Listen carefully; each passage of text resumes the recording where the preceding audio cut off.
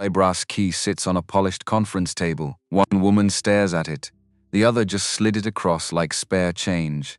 Outside, Greensboro moves through an ordinary Tuesday. Inside this room, something is ending or beginning. Depending on which side of the table you're sitting on, the key is small, heavier than it looks. A paper tag tied with twine reads HC9 in ink so faded it's almost gone. The attorney's jaw is tight. He doesn't look up $4. That's what the county says it's worth. $4, 4 acres, on structure somewhere past Asheville up a mountain with no name on any map.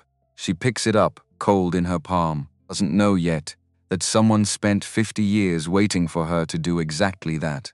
Our office sat above a dentist on Elm Street in Greensboro, a city nobody in the Whitfield family had ever lived in, which was the point. Neutral ground, the attorney had said on the phone when he scheduled the meeting. Jessica had driven 2 hours from Burlington to stand on neutral ground in a dress she had borrowed from a coworker because she did not own one that fit correctly anymore. She had lost since March had redistributed itself in ways that made her old clothes unreliable. They had not replaced them because replacing clothes required a particular orientation toward the future that she had not yet fully recovered. She found parking on the street and sat in the car for 4 minutes before going in. Because she was nervous. Because she was counting. 9 months since the funeral. 9 months of a one-bedroom apartment above a laundromat in Burlington. The lease running out at the end of October, which was in 11 days. 9 months of picking up extra shifts at Wake Medical. 12-hour rotations, coming home and eating whatever was easiest over the sink because cooking required a kind of intention she had not been able to locate consistently. They had $53 in her purse, 1 granola bar. A phone at 11%. She got out of the car. The building had a dental practice on the ground floor and the low continuous vibration of a drill working somewhere behind the drywall. The stairs were carpeted in something that had once been burgundy. She climbed them and pushed through a glass door with the name Paul Anderson-esque printed in gold letters that had begun peeling at one corner. The conference room was the second door on the left. She heard them before she reached it. Sandra Whitfield's voice, clipped and even, the kind of voice trained over decades to fill rooms without apparent effort, already talking about the parking situation on Elm Street. Kenneth's response was brief and dismissive. The same tone he had used at every Whitfield family dinner where Jessica had ever sat, learned to keep her reactions small, and her wine glass refilled slowly enough that nobody would notice. She was the only person at the table not laughing at the same things as everyone else. She pushed the door open, like Sandra had taken the chair at the head of the table. No one had assigned it to her. The meeting room had no assigned seats. She had simply walked in and chosen the position that ensured everyone else would sit in relation to her, which was how Sandra Whitfield moved through most spaces. Her handbag, dark leather, very structured. The kind of bag that cost more than Jessica's first month of nursing aid training, sat on the chair to her right, claiming that one as well. Kenneth sat across from Sandra, jacket buttoned despite the indoors, scrolling through something on his phone with one thumb. He glanced up when Jessica entered, a half nod, acknowledgement you give to someone who has appeared where they were contractually required to appear. Jessica sat closest to the door. She set her purse on the floor beside her feet and put her hands flat on the table and kept them there. Lane Anderson came in 2 minutes later, 57 years old, reading glasses on a chain, a brown tie that had been laundered enough times to lose its original texture. It carried a manila folder, with the particular care of a person who would rather hand it to someone else. He arranged his glasses, opened the folder, and began without preamble. The property at 14 Birch Run Lane went to Sandra Whitfield as family custodian. The savings account, $13,200, went to Kenneth Whitfield as executor of the family trust. The Ford F-150 pickup, A8 outstanding, went to Sandra Whitfield. Jessica listened. She kept her hands flat on the table, fingers spread, pressing gently so she could feel the solid surface beneath them. 3 years of being a Whitfield by marriage had taught her how to be present in a room without being accessible inside it. You kept your back straight. You kept your face composed. Let the words go past you the way water goes past stone, and you waited for the current to stop. Thomas's tools had gone to the estate. His guitar, the one he had played on the apartment stoop the night he proposed badly, played chords in the wrong order, grinning at her like he understood exactly how ridiculous the whole thing was, absorbed into the family holdings like a line item in a ledger. His collection of field guides to Appalachian flora, his work boots, every physical remnant of a person she had spent 3 years building a life alongside, resorting into categories under the Whitfield name until the person himself was almost undetectable within them. Bathed in through her nose and out through her mouth and kept her hands on the table, Kenneth looked up from his phone. "Is that everything?" Anderson's jaw tightened fractionally. He turned a page. "One remaining asset," he said. "Parcel in Henderson County. One structure on approximately 4 acres. County tax assessment." He paused, the pause of a person who has read something 3 times and is still mildly surprised by it. $4, Kenneth laughed, not a polite laugh. The laugh of someone who wants the entire room to understand that they are included in the joke. Full-throated, leaning back in his chair, sound of a man who has never felt the need to modulate himself in the presence of others. $4, he said. "That's old Harold's shack up past Asheville." Sandra opened her handbag. She extracted a key, brass, heavier than it looked, a tag tied to it with twine, the letters HC9 in ink, faded almost to nothing. She placed it on the table. She slid it across the polished wood toward Jessica with one finger. "Made you slide something across a counter to a person you are mildly inconveniencing." "Your share," Sandra said. Her voice was entirely level, as the voice she had used at Christmas dinner when Jessica arrived with a burgundy instead of a Bordeaux. Patient, faintly corrective, the voice of a woman who had decided long ago that certain categories of person required a calibrated kind of forbearance. Jessica looked at the key where it had come to rest in front of her, brass. A paper tag, number HC9 in faded ink that someone had written decades ago, possibly Harold himself, possibly a county clerk, possibly nobody still living. "Where is it?" she asked. "Past Asheville," Sandra said. "Up some ridge," baked a piece of lint from her sleeve without looking down. "I've never been there." "The county tried to condemn it twice," Kenneth said, resettling in his chair with the ease of a man announcing something amusing. "Gave up both times. Wasn't worth the fuel to send someone out." Anderson wrote an address on a yellow sticky note and pushed it across the table without making eye contact with anyone. His jaw remained tight. As a man who had produced a document he found professionally uncomfortable, and was now watching it delivered in a manner he found personally uncomfortable, and he had no mechanism within the terms of his engagement to address either condition. Sandra stood and gathered her handbag. Kenneth buttoned his jacket. Their footsteps went down the hallway, diminished, passed through a door. The building absorbed them. Jessica sat in the conference room alone. Anderson appeared briefly in the doorway. "Is there anything you need, Ms. Moore?" He had used her maiden name without being asked. She didn't know whether he'd looked it up or guessed, but she found she didn't want to correct him. "No, thank you." He nodded and withdrew. She sat in the empty room for 10 minutes. The dental drill worked through the floor beneath her. She looked at the water stain on the ceiling tile above the table, irregular, the color of weak tea, like spread from one corner, like something that had been slowly expanding for years and had long since stopped surprising anyone. She had been Jessica Moore before the wedding. Some days that felt like a long time ago. Some days it felt like a door she could still see from where she was standing, just not one she could walk back through. She picked up the key, cold. Heavier than something that size had any business being. Folded it with the sticky note and put both in her purse beside the granola bar and walked out. Late, she sat in the car in the parking lot before starting the engine, not crying. She had decided somewhere around the 4th month after Thomas died that she was not going to spend tears on anything that wasn't worth the expenditure, and a conference room with peeling gold lettering, and a woman in a tailored coat who had watched Jessica pour the wrong wine at Christmas dinner without saying a word until everyone had left, and then left a voicemail about the regional distinctions between Burgundy appellations did not qualify. Took the key out of her purse, turned it in her palm, standard cabin door key at the main end. shaft, bit, the kind of thing cut by the thousand at any hardware counter. But the tip was different. It narrowed there. Metal had been machined to a smaller gauge at the very end, more precisely than the rest of the shaft, with a tolerance that a simple country door lock would have no practical use for, like two keys sharing one piece of brass. She sat with that observation without forcing it toward a conclusion. The way she noticed things at work, a patient's breathing pattern, the way someone held an arm when they thought you weren't watching. Not every observation required immediate action. Some things you filed and returned to.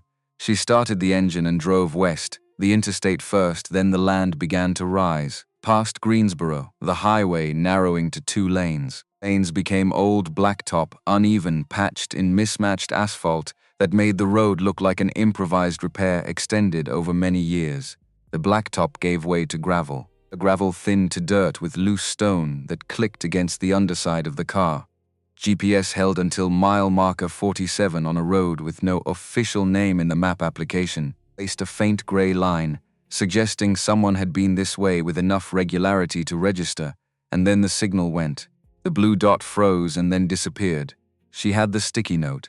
She followed it as literally as she could, the turns Anderson had written in his careful attorney's script. Left at the berm, right past the rusted gate, continue on the unmarked road approximately 1 mile. The trees closed overhead, oaks mostly, some of them old growth, branches meeting above the car in a canopy that turned the afternoon light from gold to something deeper and more complicated.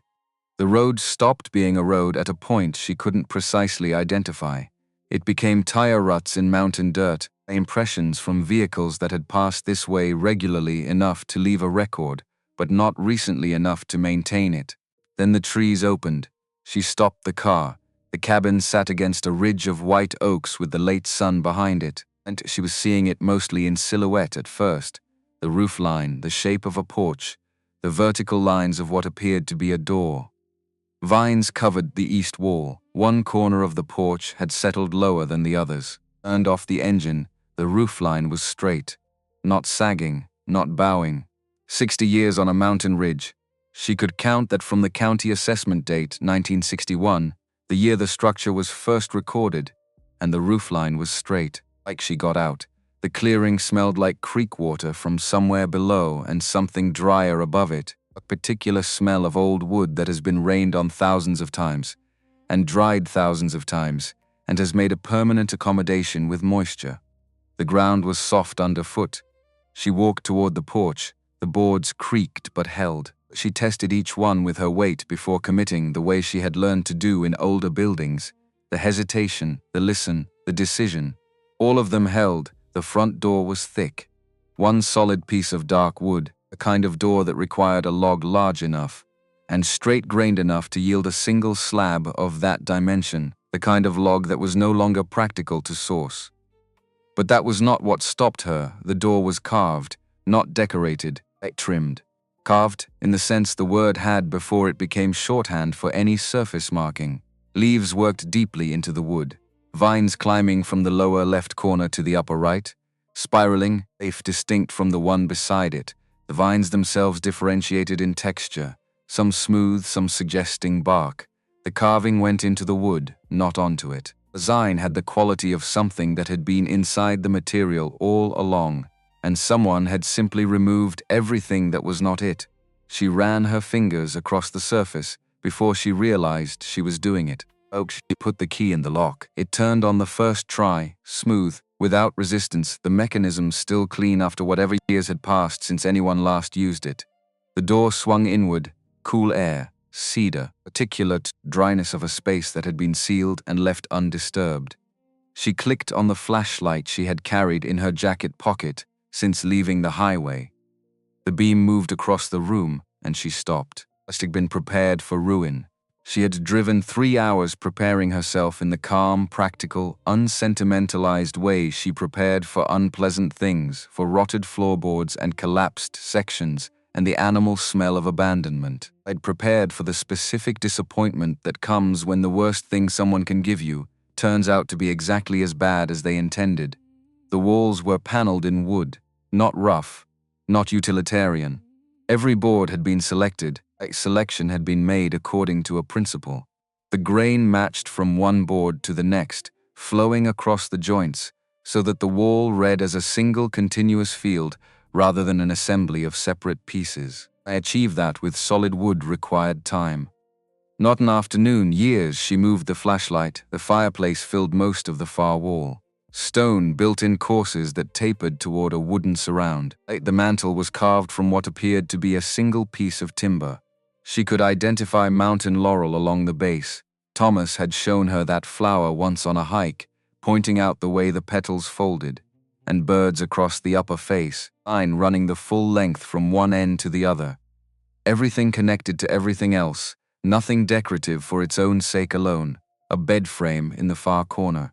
Posts turned on a lathe, each tapering at the same angle. A headboard carved with a motif she needed more light to fully read. Flowers of some kind, each one slightly different from the one beside it, as if the carver had found repetition a less interesting problem than variation. The joints were mortise and tenon. No nails, no hardware visible anywhere in the structure.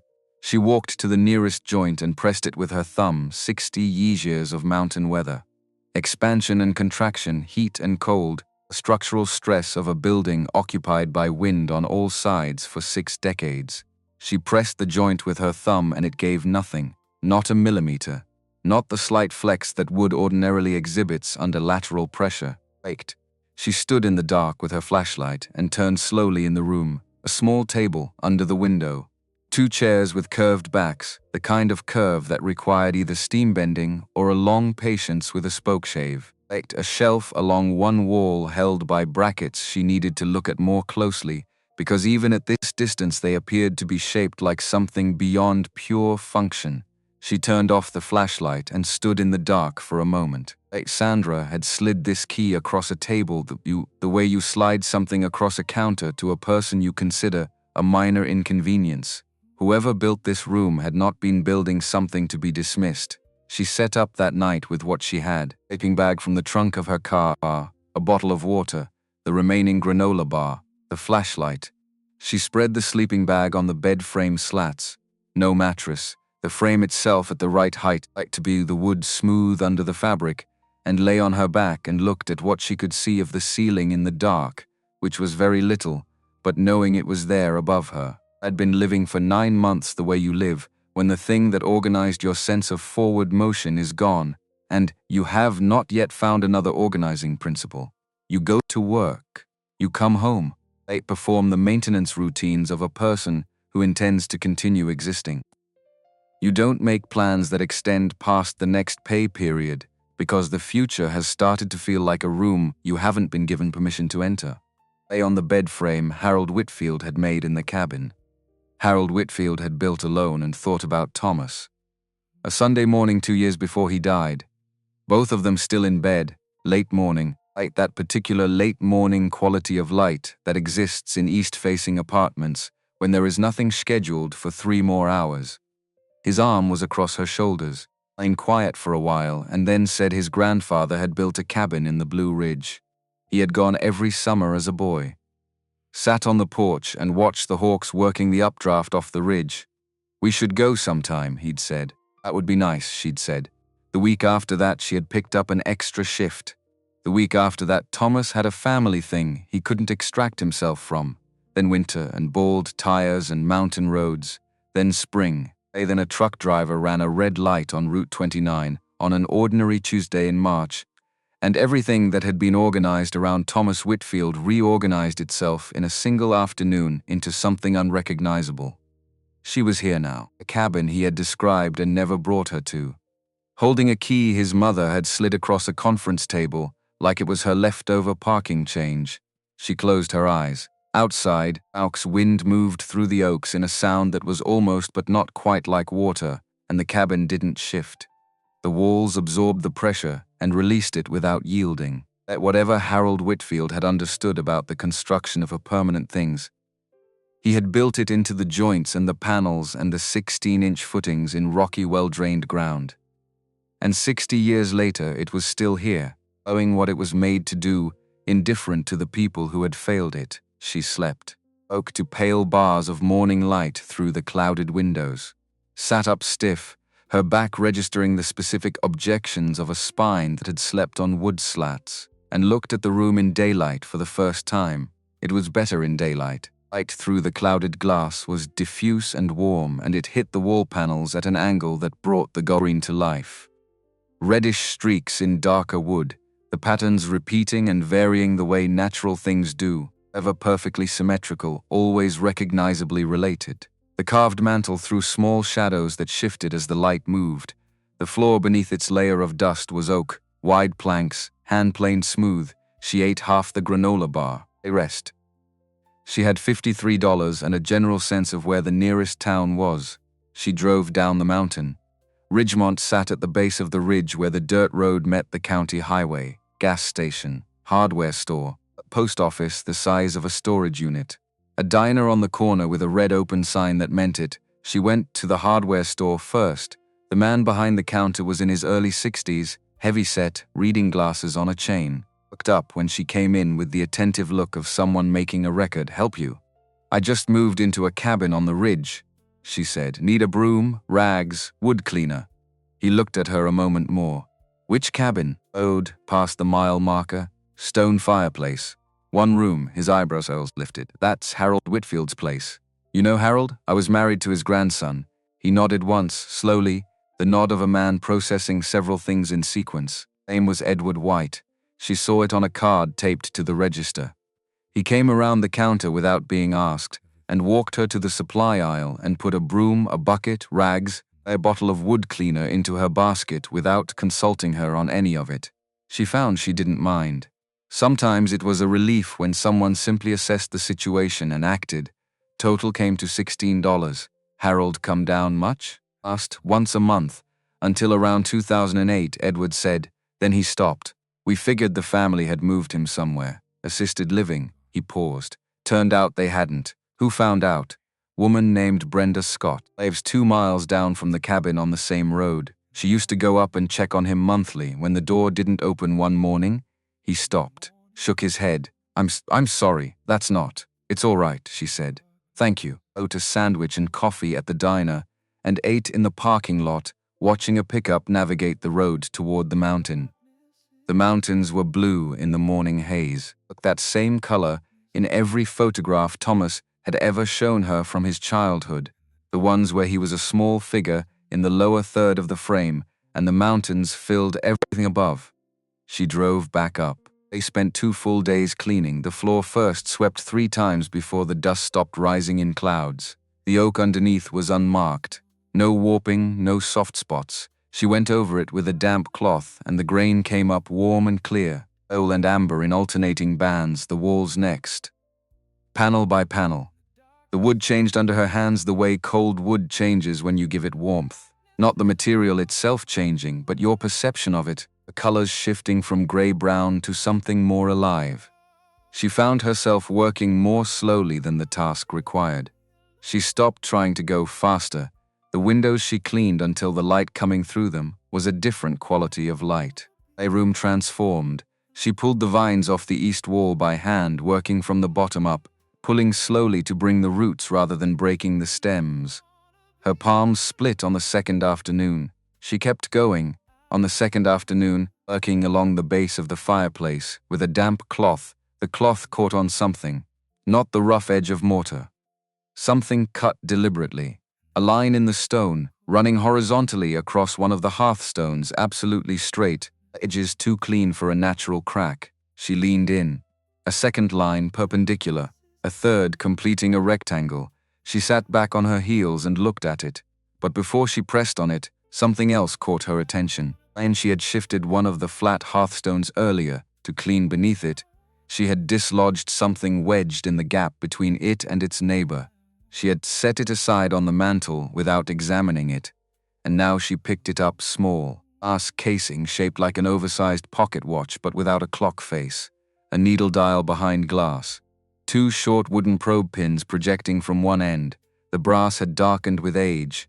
When she tilted the instrument, the needle moved, the mechanism still worked.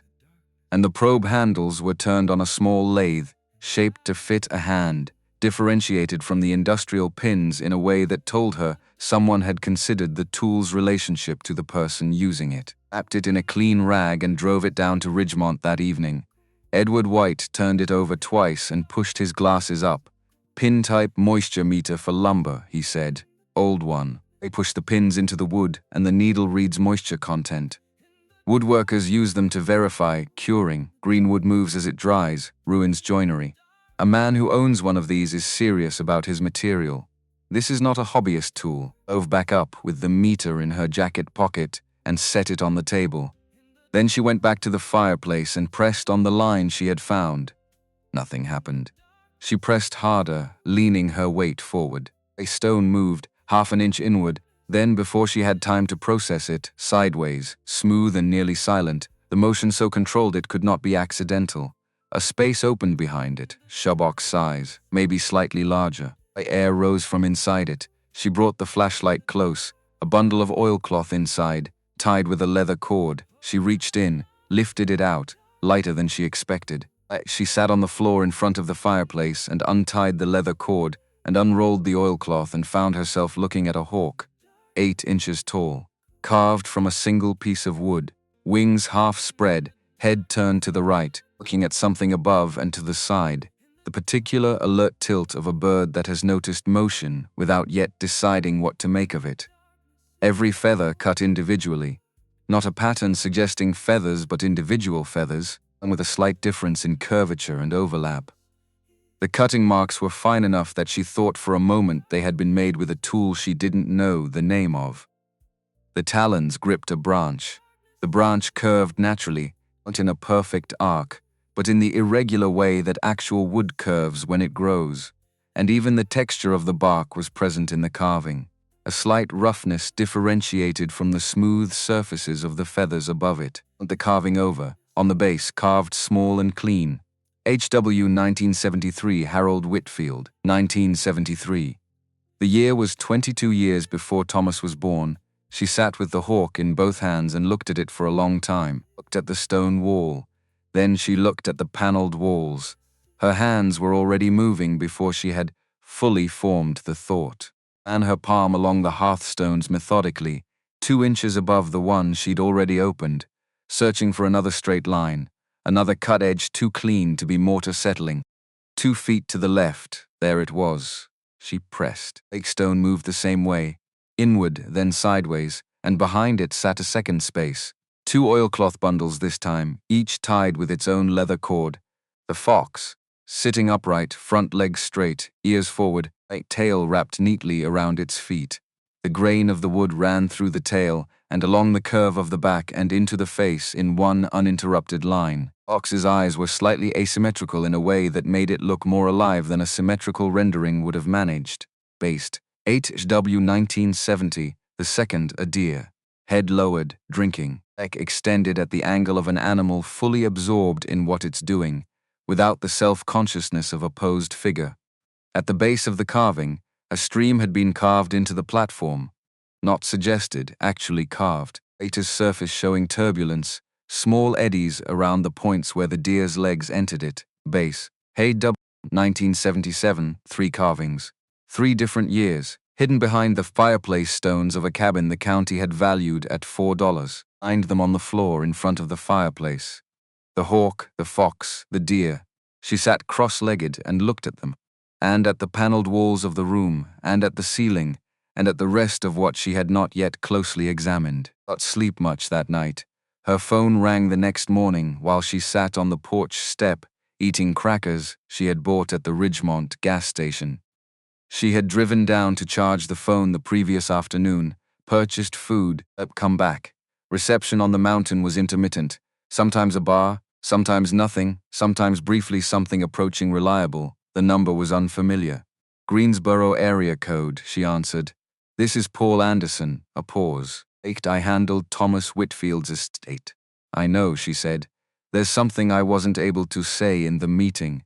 The careful pause of a man navigating the boundary between his professional constraints and his conscience.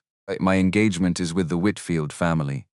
But I'm also an officer of the court, and I want you to know that the distribution executed that morning could have been challenged. She looked at the mountain, orc circling on the thermals above the ridge. Slow and deliberate. On what basis? She said. North Carolina provides a surviving spouse an elective share. Minimum 1/3 of the total net estate. If you had wanted to pursue that, I don't want their money, she said. The words came out flat and entirely certain, which surprised her slightly. She had not sat down and made a deliberate decision about it. She apparently had made one anyway. All right, Anderson said. I understand. But keep every piece of documentation from that distribution. Everything you signed, everything you received, particularly the asset description for the cabin. Does it specify the contents of the structure, furnishings or personal property inside? She thought back. The sticky note, the way Anderson had read from the folder. No, she said. Just one structure on 4 acres. Good, Anderson said. That may matter. I don't know that it will. It may. She looked at the hawk circling above the ridge. Thank you, she said. He hung up. She held the phone and watched the hawk until it tilted on a thermal and rose out of sight above the tree line. Then she went back inside and began examining the wall panels. The panels joined along vertical seams with the dovetailed joints she had noticed before. But when she looked more closely at certain seams, running her fingernails along them, rather than seeing, some had a slightly different quality, not structurally different, not loose. But the line of the join was fractionally more visible in certain places, a suggestion of an edge that the others didn't have. Pressed on the panel just to the left of one such seam, nothing. She pressed on the panel to the right of it, nothing. She pressed directly on the seam itself, the whole section, 2 feet wide, baseboard to midway up the wall, moved inward a fraction of an inch, not on hinges, on something else. She pressed again, this time pushing slightly upward while pressing inward, and the section swung, behind it a space, later than the fireplace compartments, lined with cedar on the inside, the smell arriving immediately, piercingly fresh, the scent of wood that had been sealed for decades and maintained its chemistry, inside the cedar-lined space, laid more oilcloth bundles, tied in the same way as the others. She was already reaching in when she heard the sound of a vehicle on the dirt road below. She came out onto the porch. A woman was walking up from the road. Not young, perhaps early 70s, gray hair, pinned back, work gloves in one hand, the unhurried walk of someone who had made this climb before and did not need to think about the footing. You're the one up in Harold's place, the woman said. Not a question, the same inflection Edward White had used. I'm Jessica Moore, she said. Word moves fast out here. Edward called last night. She pulled off a glove. Brenda Scott. I said it, the way people say their names in a small place. Not introducing herself, just labeling herself for someone else's convenience. You checked on Harold, Jessica said, every month. For years, Brenda looked at the cabin, at the porch Jessica had been sweeping, at the chalk marks on the soft boards. You eaten today? Some crackers. Come down to my place.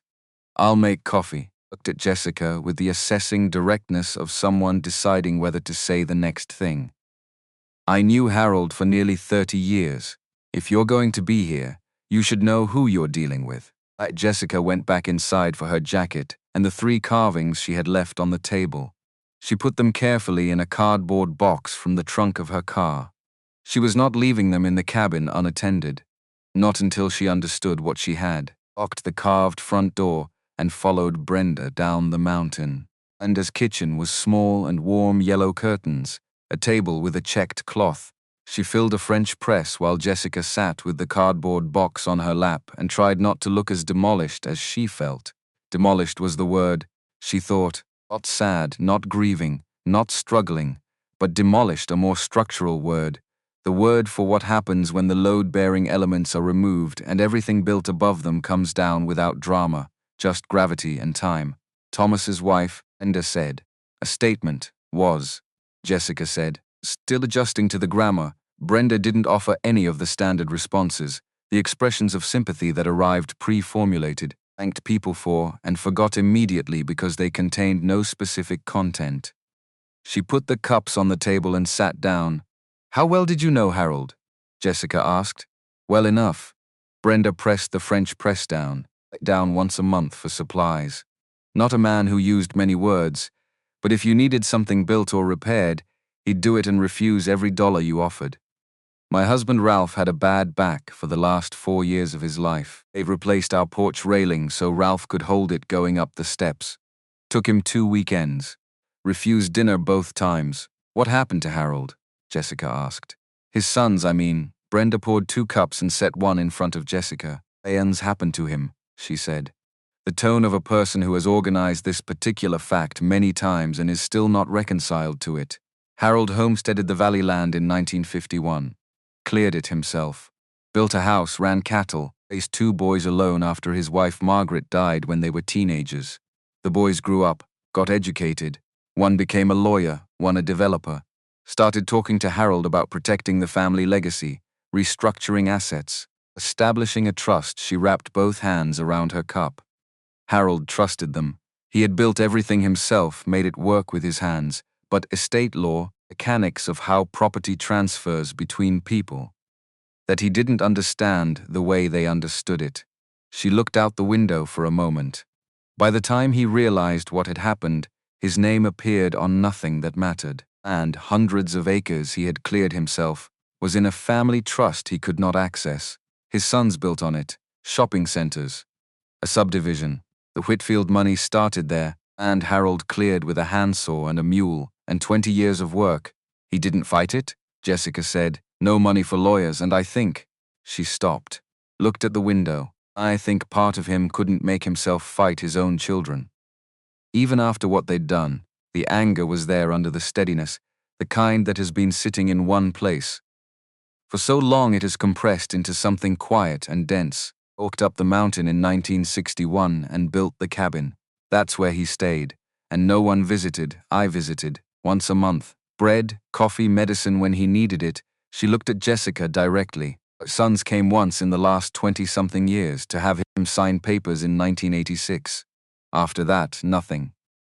When Harold died in 2010, they sent someone up to handle it. Neither of them drove up himself. Jessica's chest was tight. A cardboard box sat on the chair beside her with the hawk inside it, wrapped in its oilcloth, dated 1973, made by a man his family had decided was not worth visiting. He was a woodworker, she said. He was not a woodworker, and his correction was immediate and flat. Harold was an artist. I have a sewing box he made for Margaret when they were first married. Cherry wood, inlaid with 2 lighter woods in a pattern she drew from memory, is the most beautiful object in my house. I don't say that loosely. Jessica opened the cardboard box. She set the hawk on the table, still in its oilcloth, and unrolled it. The hawk sat between them in the light from the yellow curtains. Brenda was still for a moment. Then she reached out and touched one of the carved feathers with a single finger, very lightly, the way you touch something you recognize from a long time ago.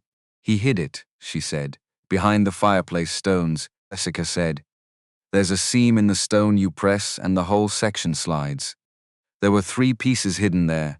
She set the fox and the deer beside the hawk. I found the beginning of something in the wall panels before you arrived. Brenda looked at the 3 carvings, at the walls beyond.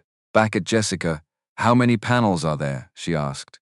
12 that I counted. Brenda sat back in her chair. She looked at the ceiling for a moment, then let out a long breath, not a sigh, but the sound of someone releasing a pressure they have been holding for a long time without knowing exactly what it was. That man, she said quietly. He told me once the cabin wasn't finished. I asked him what he meant. The roof was sound, the structure was there. He just shook his head and said he wasn't done. She looked at the 3 carvings. It meant the porch. He meant the hiding places, Jessica said. He was building them for 30 years. Brenda's voice was careful the way a person is careful with something that might break if you handled it wrong. His family gave it to you for $4. They sat with that for a while. The French press between them, empty. The hawk on the table looking at something above, and to the right with its carved attentive tilt. I know a carpenter, Enga said finally. Works out of Asheville. Does restoration work? Knows wood the way a doctor knows the body, by what's wrong with it and what isn't. If anyone here around can tell you what you're dealing with, it's Gary. Looked at the 3 figures on the table. The hawk made in 1973, the fox from 1970, the deer from 1977, each one in its oilcloth, each one signed. One hidden for 40 years into cabin a county assessor had valued at $4 without getting out of the car. I need to look at the rest of the panels first, she said. Yes, Brenda said. You do. She drove back up the mountain, went straight to the wall panel she had begun to open before Brenda arrived. Pressed the seam the same way, inward, then upward, and the section swung open. Inside the cedar-lined space, a child's rocking chair is assembled into 7 pieces, each wrapped in its own smaller square of oilcloth, each tied with its own length of leather cord. She laid the pieces out on the floor in what she hoped was the right sequence. Tucked inside the seat piece was a small carved plaque, ornate in precise lettering, "Assemble with care, no glue needed." HW 1968. The chair had been disassembled and hidden for more than 40 years. Looked at the remaining wall panels. She put her hands on the next seam and started again. The second panel yielded a folding writing desk. Legs that unfolded and locked at a precise angle, like the weight of the surface enough to hold the lock without additional mechanism. Writing surface was inlaid with dark walnut and pale maple, forming a border of interlocking leaf shapes that resolved at the corners into a single compound leaf where all 4 edges met. The third panel held 3 more sculptures, a bear standing upright, the weight of its pose distributed correctly, the left hind quarter taking more load than the right, in the way of an animal that has just stopped moving. A pair of rabbits facing each other close enough that their ears touched. A trout 6 inches long leaping from water carved into the base, not flat water but moving water, light showing the specific way fast-moving water catches light in shallow places. The trout, HW 1997. The fourth panel held Harold's own tools, chisels of graduated widths, each with a turned handle in a slightly different wood, tigers of multiple curves, a small shoulder plane, all fitted into a rack built into the back of the compartment, each tool secured in a wooden keeper cut precisely to its profile. She sat on the floor when she was done, 10 pieces, plus the cabin itself, the carved door, the mantel, the wall panels, the bed frame, the shelf brackets she now examined closely enough to confirm they were shaped like open hands, palms up, a grain running through the fingers in lines that made the wood appear soft. Harold Whitfield had built a gallery, but he had built it inside a structure his family had assessed at $4 and given to a woman they had never considered worth knowing. She stayed on the floor for a while. Late afternoon light came through the clean windows and moved across the carvings arranged around her. The hawk cast a small shadow that changed shape as the sun moved. There was one more place she hadn't examined, low on the north wall, behind the small table near the baseboard. She had moved the table that morning to sweep under it and noticed a faint line in the panel there.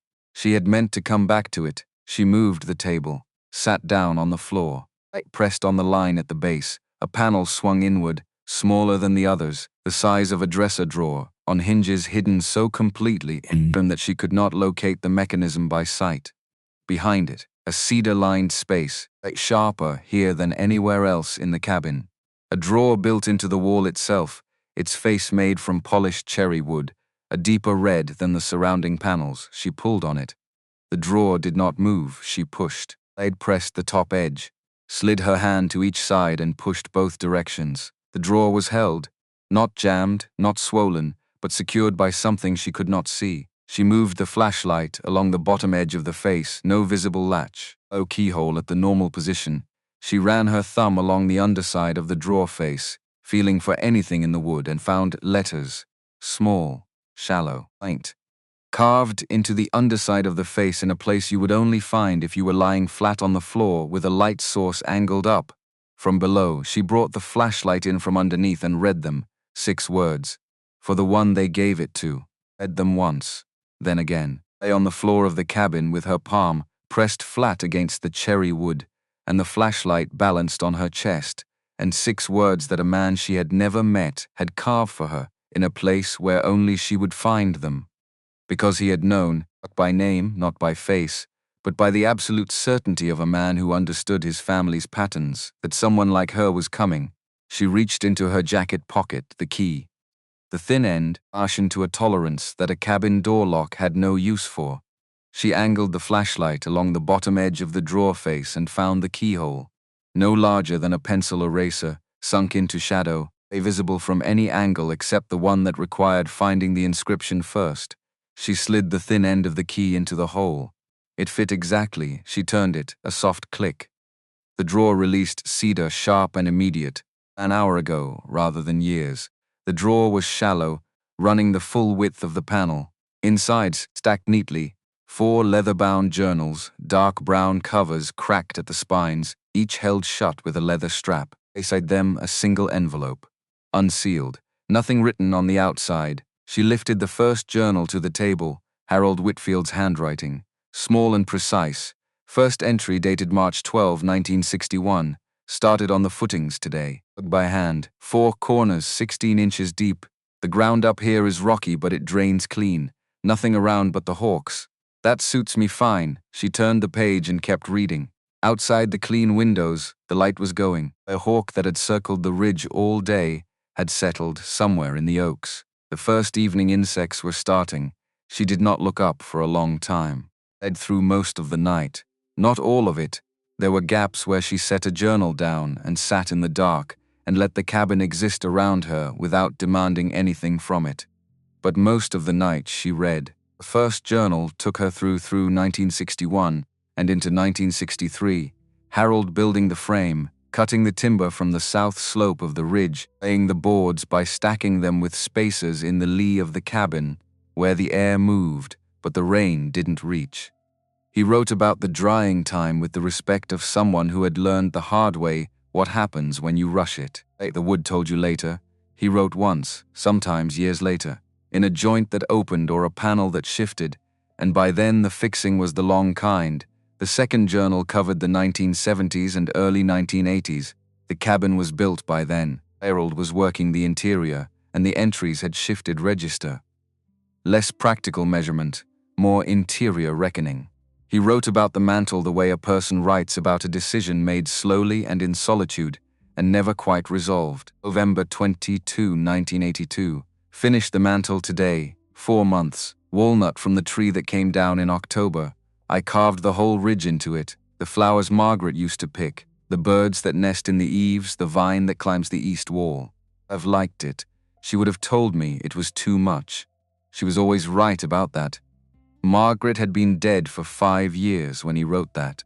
Jessica sat with the second journal in her lap and looked at the mantel across the room, the carved flowers, the birds along the upper face. The vine Harold had restarted 3 times because the resolution at the corners wasn't right, and thought about a man spending 4 months carving his dead wife's favorite flowers into a piece of storm-downed walnut in a room where no one came, a cabin he had built alone on a mountain his family had decided was not worth visiting. The third journal, the mid-1980s, the sons and what they had done. Harold wrote about it only twice. Both times he wrote around it more than directly at it, the way a person writes about a wound that is too recent and too personal to approach straight on. June 3, 1984. The boys came up last month. First time in 3 years. Printed papers signed. I signed them. I don't think I should have. December 18, 1986. Got a letter from a lawyer in Charlotte. The property in the valley has been restructured into a family trust. My name is not on it. Like that house with my hands. I cleared that land with a mule and a crosscut saw. Now it belongs to a trust I didn't create and cannot access. I checked with someone who knows this. It was done legally. That was all he wrote about it. No anger on the page. No inventory of grievances. Nothing that announced itself as grief, though she was fairly certain it was. He simply wrote the facts of what had happened, and then, in the next entry 3 weeks later, ascribed the wood he had chosen for the shelf brackets. The ones shaped like open hands, the ones she had been examining that afternoon. Wrote about the grain direction, required, through the fingers for the brackets to hold weight without splitting. He had gone through 4 pieces before getting it right on both hands. Thought about what it took to care. That much about the grain direction in a pair of decorative brackets that no one would ever look at closely enough to evaluate. I thought about what it meant when a person's attention went that fine and that sustained after the thing that should have destroyed them. It was not a performance of stoicism. It's the most specific possible form of continuing forward when forward was the only direction that remained. She slept a few hours just before dawn and woke to grey light and the sound of a vehicle on the dirt road below. Gary Harris had called him from Brenda's landline the previous evening, passed on the directions she wasn't entirely confident in. He had apparently figured out the rest himself. The truck was old. Older than she would have expected from someone Brenda had described as doing good work.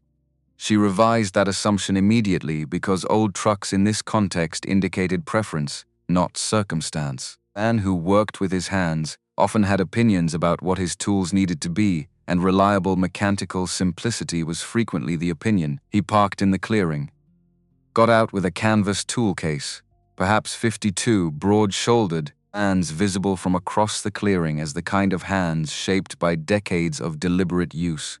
Not rough in the careless sense, but formed, the way tools are formed to the grip that uses them most. Upped at the base of the porch steps and looked at the cabin the way she had looked at it the first afternoon, taking in the roofline, the walls, the proportion. Then he looked at the door, up the steps and stood before the carved door and ran 2 fingers along the surface, not the flat palm of a person exploring, but the specific touch of a person reading something they already know how to interpret. "Let me see inside." Right. She opened the door, he stepped in and went still. She had started counting. Not consciously at first. After Brenda's reaction the previous day, she had begun to notice the duration. The span of time between crossing the threshold and recovering the ability to move forward into the room. Gary Harris stood motionless for 45 seconds. Eyes moved from the wall panels to the mantel to the bed frame and back. Then he went to the nearest wall panel and crouched. "Doved," he said, quietly, directed at himself rather than her. "Hand cut." No jig. He moved to the fireplace, ran his hand along the carved mantel surface, then crouched lower and examined the point where the stone met the wooden surround. The transition joint, the kind of detail most people never thought to look at. "Who built this?" he asked. I already knew. He asked anyway. "Harold Whitfield." He stood and turned and looked at her. "I have been doing this for 30 years, he said, not with pride, and not with the self-deprecation that sometimes masquerades as modesty. As fact, the way he had said dovetail. "I cannot do this, not the joinery, not the mantel, not," he stopped. He walked to the bed frame and gripped one of the posts with his right hand and applied lateral pressure. The post did not move, a millimeter, not even the slight give that solid wood exhibits under force after enough years. Not any of it. He released the post and looked at his own hand for a moment. "A few years back," he said, "I saw a piece by Harold Whitfield at an auction house in Asheville, a rocking chair, cherry wood, hand-jointed, signed on the underside of one arm. It sold for $65,000. He looked at the bed frame. That chair was smaller than this headboard. Something registered behind her sternum. Not a dramatic thing. The registration of a large number in a body that had been operating around a number of $53 for the past several days. 65,000, she said. For a chair I would have said was the finest piece of furniture I had ever seen in person, he said. Before today she knelt at the fireplace. "Let me show you something." At once she demonstrated the pressure mechanism on the hearthstone. Inward, then sideways, the stone moving with the precision of something engineered. Gary found the second compartment without direction. His hands understood the logic the way a person understands the grammar of a language they already know the structure of. Once you've read one sentence correctly, the rest of the paragraph becomes legible. Worked through the cabin for 2 hours. He found the wall panel seams faster than she had, because his fingers could distinguish between a structural join and a hidden hinge by applied pressure alone. He would run his palm along a panel, pause at a point she couldn't visually distinguish from any other point, press, and the section would open, first wall panel. The child's rocking chair, disassembled and wrapped, the carved plaque tucked inside the seat. Read the plaque and set it on the porch railing with care. Second, the writing desk. He unfolded the legs and locked them, and examined the inlay for several minutes without speaking. The interlocking leaf border, resolution at the corners. Third, the 3 sculptures. He held the trout for the longest time, rotating it slowly in the window light, examining the water carved into the base. The surface movement was differentiated from the still water at the edges, 1997, he said, reading the base. He was still working at this level in 1997. The journals go back to 1990 for the first compartment, she said. Felt it and put the hawk inside. That's documented. Gary set the trout beside the bear and the rabbits. He looked at the wall panel standing open, the cedar lining faintly visible. Lifted Harold's tools from the fourth compartment and examined each one in turn. He fitted one of the chisels against his own palm. These handles, he said. He turned them himself, different wood for each one. Noticed they weren't the same. It's not decorative. He held the chisel up. Different woods have different densities, different feedback through the handle when the blade meets resistance. A man who makes his tool handles from different species is calibrating the feel of the tool for different kinds of work. He set it down. I've never met anyone who did that. They sat on the porch steps when they were done. The 10 pieces were arranged inside. The hawk and fox and deer on the table, the writing desk against the wall, the rocking chair pieces laid out in assembly sequence, the 3 sculptures grouped, the tools in their original rack arrangement. A cabin behind them held more considered art than most galleries. Jessica had ever entered through a formal door. I need a real appraiser, she said. Not the county, Donald Clark, Gary said. He's in Asheville. Handled 3 Harold Whitfield pieces in the past decade. 2 of them went through the same auction house where I saw the rocking chair, and he authenticated both. He'll know what he's looking at. I don't have money for appraisal fees. I was quiet for a moment, looking at the clearing, at the stone path she had begun laying from the parking area to the porch steps. I'll front it, he said. Pay me back when you can. This doesn't get left sitting. Like that evening, she drove down the mountain with 2 things she needed to address. The first was the medical debt. She had been avoiding the callback from the Burlington number for 6 days. Not a strategy exactly, but functioning as one, because every day she didn't call was a day she didn't have to hear a number she might not be able to meet. But Anderson's call that morning had clarified something in her. She was not going to spend the coming weeks avoiding numbers. They'd spent 9 months doing that in various forms, and she was tired of the posture. She called back from the diner parking lot in Ridgemont. The woman on the other end was professional and not unkind. Outstanding balance was $1,140, attached to Thomas's final emergency care. Ego, fallen through the gap between his insurance ceiling and the estate before the estate was distributed to people who had not volunteered to apply any of it to obligations his wife hadn't known existed. 60 days before collections, $740. She had $37 after the week's groceries and fuel. Drove to the Blue Ridge Medical Center in Asheville and walked into the nursing department and spoke to the staffing coordinator for 11 minutes. 3 shifts a week, 8 hours each, starting the following Monday. Hourly rate was $2 above what Wake Medical had paid, which had a straightforward explanation. Rural shortage area, mountain geography, a specific value of a CNA who had already demonstrated she would show up consistently and knew how to work without supervision. She drove back up the mountain in the dark. In the car, before she turned off the engine, ate for a moment and did something she had not done in any deliberate way in 9 months. She thought about the next 6 weeks as a sequence with structure. Shifts at the hospital, fuel. The debt retired by the 3rd or 4th paycheck. Like the tires that needed replacing before the mountain roads got ice. A sequence with steps and an end, not hope, exactly. More like orientation, the difference between standing in a dark room and standing in a dark room with your hand on the wall. The next afternoon, coming back up from buying water and groceries at the Ridgemont gas station, she noticed Brenda standing at her mailbox. She pulled over. Thomas carved his initials on the porch railing. Brenda said, Jessica had fully stepped out of the car. Not a greeting. Information that had apparently been waiting. I haven't found them. Bottom rail. Left side. Near where the softboard is. She drove back up. Ape walked to the porch with her flashlight. Crouched at the left railing near the board she had chalked 2 days ago when testing each one with her weight. The bottom rail was rough, unpainted, kind of surface that absorbed 60 years of weather without anyone maintaining it. She ran the flashlight along the underside. 2 letters, carved small and careful into the underside of the wood, where daylight never reached. TW. Letters were slightly uneven in depth. Not in form, the shapes were controlled enough to be legible, but the pressure had varied. A child's carving varies when the hand is still learning to maintain consistent contact between blade and wood. He had put them on the underside so no one would see them, a secret. Blading kept in the same structure where his grandfather was keeping secrets inside the walls.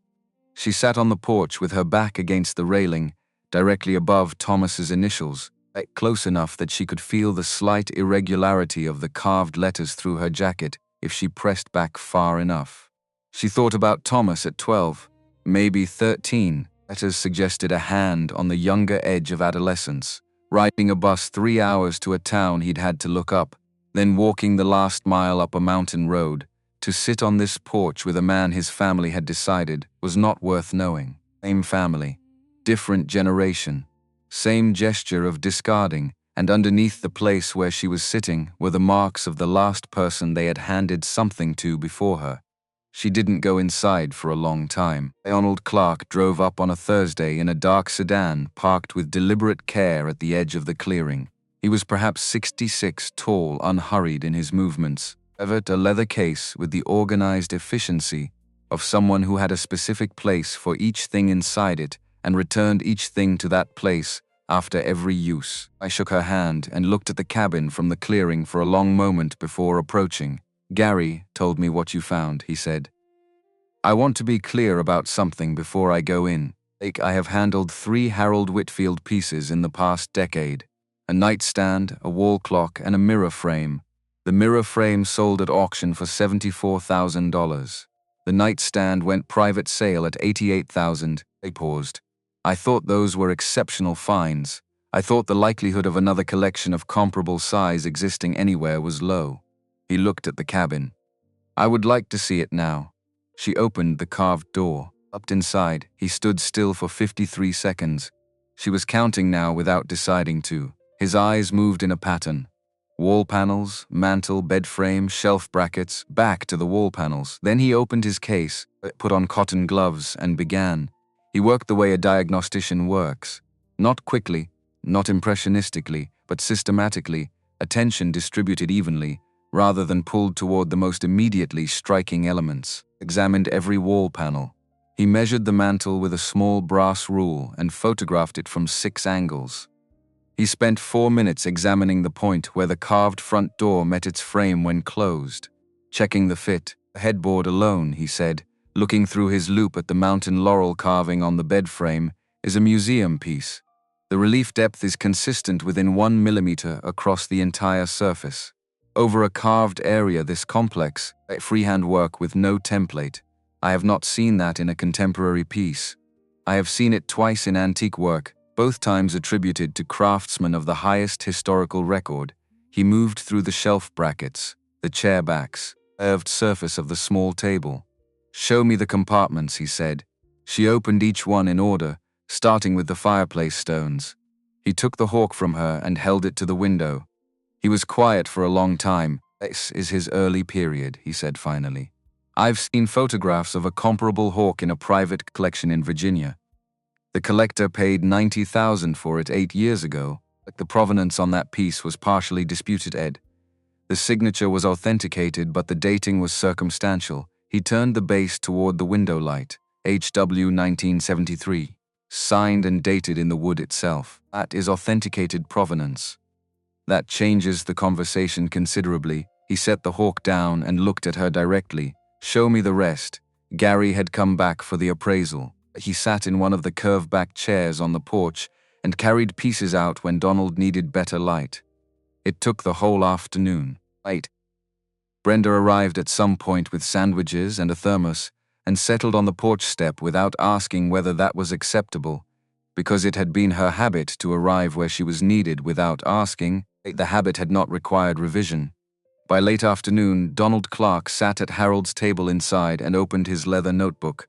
Jessica sat across from him. Gary stood in the doorway. Brenda was close enough on the porch to hear everything without effort. 10 standalone pieces, Donald said. He looked at his notes. Based on current market comparables for authenticated Whitfield work, Range is 45,000 to 100,000 per piece. The hawk, the writing desk, and the disassembled rocking chair are the most significant. The rocking chair in particular, the 1968 date places it in the early period. Assembled piece will be exceptional. Conservative total for the standalone pieces, $860,000. The number existed in the room. Jessica didn't move. She had been in enough rooms where large numbers were mentioned clinically to know that her first response was never her considered response, and that the gap between them mattered. The cabin itself is more difficult to value, Donald continued, as there is nothing directly comparable. This is a complete architectural work by a recognized master craftsman. The door, the mantel, the wall paneling, the bed frame, the built-in shelving, all original, all hand-jointed, all signed in some form. He paused. My preliminary estimate for the cabin as an architectural work, land excluded, $650,000 to $850,000. A heritage institution were to acquire it as a preserved site, the figure would be higher. Total, Gary said from the doorway, conservative total standalone pieces plus the structure is $1.5 to $1.7 million. That number will increase once I complete the comparable sales analysis and incorporate the provenance strength. Signed, dated with journals documenting the creation of specific pieces across 50 years, Donald closed the notebook. This is the most complete and well-documented collection of Harold Whitfield's work ever found in a single location. Jessica looked at the table, Harold's table, made by the same hands that made everything else in this room, owed at $4 by a county assessor who had not gotten out of the car. Sandra and Kenneth's share, she said. The house, the truck, the savings account. What would that total? I can't speak to those properties without a formal assessment, Donald said. But a house in that part of Raleigh, comparable sales would put it around $275,000. The truck had payments remaining. The savings account was $13,200. A sound came out of her, not grief, not triumph. The sound of a person who has been waiting for something to balance and has finally seen it. Tip, Harold, she said quietly. You brilliant, Ace's stubborn old man. Donald Clark left his card and promised a formal, written appraisal within 2 weeks. Took her hand at his car door and looked back at the cabin with the expression she was learning to recognize. The expression of a person recalibrating something they had assumed was settled. Don't sell anything until you've spoken to the right institutions, he said. Private buyers will offer fast money. They'll scatter the collection. What's in that cabin is better kept whole. Gary stayed another hour. Had brought lumber and spent the time replacing 3 of the worst porch boards and reinforcing the corner post that had been settling. He wouldn't take payment. Most interesting day I've had in 30 years of this work, he said. It's payment. Enough. Brenda stayed for dinner. They ate on the porch in the evening light with what remained from the thermos bag. A hawk circled once above the ridge and dropped below the tree line, and neither of them said much. A quiet that accumulates around something too large for immediate language. What are you going to do? Brenda asked eventually. I'm not selling it, Jessica said. Not with heat, just with the flatness of something already decided. They waited. Any of it, Jessica said. The pieces, the cabin, and nothing. $2.2 million, if Donald's estimate holds, could reorganize an entire life. Selling Harold's work would mean the hawk ends up in a glass case somewhere, and the writing desk goes to an apartment in a city, and the cabin becomes just a room with a nice mantel that nobody reads correctly anymore. The thing Harold actually built. Not the objects themselves, but the connection between the objects and the place they were made in and the person who finds them. That disappears the moment the first piece leaves. Brenda was quiet for a moment. So what instead? She said. I open the door, Jessica said. People come, they see what Harold made and they understand why he made it. The idea had been forming without her consciously acknowledging it, and saying it aloud felt less like a decision than a recognition. That's what instead, she drove to Asheville the next morning and sat across from Paul Anderson to discuss the Heritage Board designation process. She had not planned to do this. The idea had been living at the periphery of her, thinking for several days, and she had found, when she woke that morning, that she had already resolved to act on it. That was how her cleaner decisions usually worked. She would notice something at the edge for a while, and then discover she had already committed to it before she fully knew she had. Anderson laid out the mechanics. Weightage designation was a county property classification, separate from ownership. It protected the structure from zoning modifications, from demolition orders, from certain categories of future ownership challenge. Acquired annual condition reports and a minimum of public access hours per month. It creates a formal obstacle to any future attempt by the Whitfields to revisit the distribution, she asked. It doesn't address the ownership question directly, Anderson said, but it establishes a public record of the property's historical significance that predates any subsequent legal action. It makes fundamental alteration of the site significantly harder. Help me file for it. They worked through the initial application for 3 hours. She told him about the journals, about the compartments, about the letter in the cedar drawer, like notes with the attentiveness of a man who had found his work considerably less uncomfortable than the last time she had been in his presence. The Whitfields came on a Tuesday. I was on the porch when she heard the engine on the dirt road. Not Gary's truck, not Brenda's familiar old Subaru, something with the particular sound of a vehicle maintained by a dealership. Watched it come around the last curve into the clearing.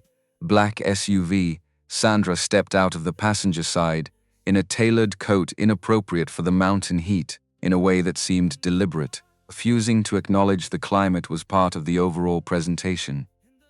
Kenneth stepped out of the driver's side, jacket buttoned. Jessica stayed in her chair. She did not stand up. Sandra stopped at the base of the porch steps, looked at the new boards Gary had laid, at the stone path, at the cabin behind Jessica, the east wall clean of vines, the windows clear, the porch solid under the weight of a woman who had chosen to remain seated in it. Jessica, Bates's voice was the same level she had maintained throughout the meeting in Greensboro. We need to talk. About what? About what's inside this cabin. Come in if you want, Jessica said. They came in. Sandra looked around with the evaluative attention she brought to every space, assessing worth and finding it unclear. But her eyes stopped at the carved mantel the way everyone's eyes stopped there. Kenneth's eyes went directly to the writing desk against the north wall. He looked at the inlay, at the leg mechanism, at the base where HW and a year were carved. We were contacted by an appraiser, Sandra said. Mentioned a significant collection found at this location. That's right. These items are Whitfield family property. Jessica set her coffee cup down. No, she said. Harold Whitfield made them in a cabin that your family gave to me, inside the cabin when I received it. The distribution documents, which your attorney drafted, don't exclude the contents. They describe one structure on 4 acres. They don't specify the structure is empty. I knew what was in here, Kenneth said, his voice carrying the edge of a person trying to establish control of a conversation through indignation. If we had known, the distribution would have been different. But you didn't know, Jessica said. As no one in your family came up here, not while Harold was alive, not afterward, not once. That is beside the. It is exactly the point. Went to the table where Harold's letter had been sitting in its unsealed envelope since the morning she found it. She had not moved it. She had understood that morning that it would eventually need to be read by other people in this room. Held it out to Sandra. Read this, she said. Sandra took the envelope. She pulled out the letter with the controlled economy of motion that characterized everything she did. Deliberate, unhurried, an expression of a woman who had decided long ago that composure was a resource, and she would not spend it carelessly. She read it. Standing by the window in the light Jessica had cleaned from the glass 2 weeks after she arrived. Faced read it over her shoulder. The room was quiet. Wind came through the oaks outside, slow and continuous, the kind of sound that makes you aware of how much silence lives underneath it. Sandra's hand shook once. A small contained tremor that ran through the paper and then stopped. She folded the letter. He was a bitter old man, she said. He was right, Jessica said. Every word. That doesn't establish. His sons took his land. Family forgot him. And when Thomas died and you had the opportunity to treat me like a person, rather than an administrative inconvenience, you slid a key across a table and called it generosity. She kept her voice level, not detached. Level. I sat in that office with $53 in my purse and 11 days left on my lease, and you gave me this like it was the last insult in a sequence. That is not what it was. Then tell me what it was. Sandra did not answer, looked at the letter in her hand. Then at the mantel above the fireplace. The carved flowers Harold had spent 4 months on. The ones he had carved for a woman who died before she could see them. The ones she would have said were too much. Light changed in her face. Not the composure breaking. Jessica had expected something more theatrical than what actually happened, which was smaller and more significant. A moment of recognition, not guilt, not remorse. Recognition. A specific unwanted clarity of a pattern becoming visible all at once from outside. After years of being inside it without seeing its shape, she saw it. Harold's sons taking his land. Orphans quietly making his way back to a grandfather the family had erased. The woman Thomas married. Handed the last asset in the estate as a closing gesture, the same motion. 3 times, different people. Same shape. Then the moment closed. I set the envelope on the table. "We'll be in touch," she said. "You won't need to be," Jessica said. "Talk to your attorney. He'll tell you what I just told you, and you can decide whether it's worth money to fight over, something you already gave away in front of a notary." Sandra walked out. Kenneth followed. SUV doors closed with the sealed sound of an expensive vehicle separating itself from the world outside. The engine started, gravel under the tires, then silence expanding back into the space where the sound had been. Jessica stood in the doorway and watched the dust settle on the road. Chef James Brown arrived 2 days later in a patrol car he parked correctly at the base of the property. He walked up without hurry, broad 50s, particular measured steadiness of a person who has spent decades being the one who arrives after things have gone wrong and needs to make them less wrong without making anything worse. He introduced himself. Henderson County Sheriff's Office received a call from an attorney in Greensboro regarding a potential property dispute. "Do you have documentation?" he asked. She brought out the estate file, the distribution papers, the asset list, Anderson's signature, the notary stamp, a description of the property that said 1 structure on 4 acres and nothing more. Brown read it the way a careful person reads a document. Not to confirm what he expected, but to find what he might have gotten wrong. No exclusion of contents. Oh, he read it again. Nodded once. "I'll file a property inspection report." "From what I can see here, the documentation is clear." He looked at her directly. "If you haven't already, by the county clerk's office this week and file for deed confirmation. Just to have it on record." "Thank you, Sheriff." He turned toward his car. Then stopped. "I ran into Harold Whitfield a few times when I was a deputy," he said, looking at the cabin, at the clean windows and the new porch boards and the stone path. Quiet man. Seemed to me like a man with more going on than he said. He paused. "I'm glad the place has someone looking after it." Drove down the mountain. Jessica went to the county clerk's office that afternoon and filed for deed confirmation. The clerk, a woman in her 40s who had clearly processed thousands of these, looked at the address and said, "The old Whitfield cabin?" And when Jessica confirmed, the woman mentioned that Harold's name had come up in a Heritage Board preliminary inquiry and asked whether Jessica was pursuing the designation. Jessica said she was. "Licked."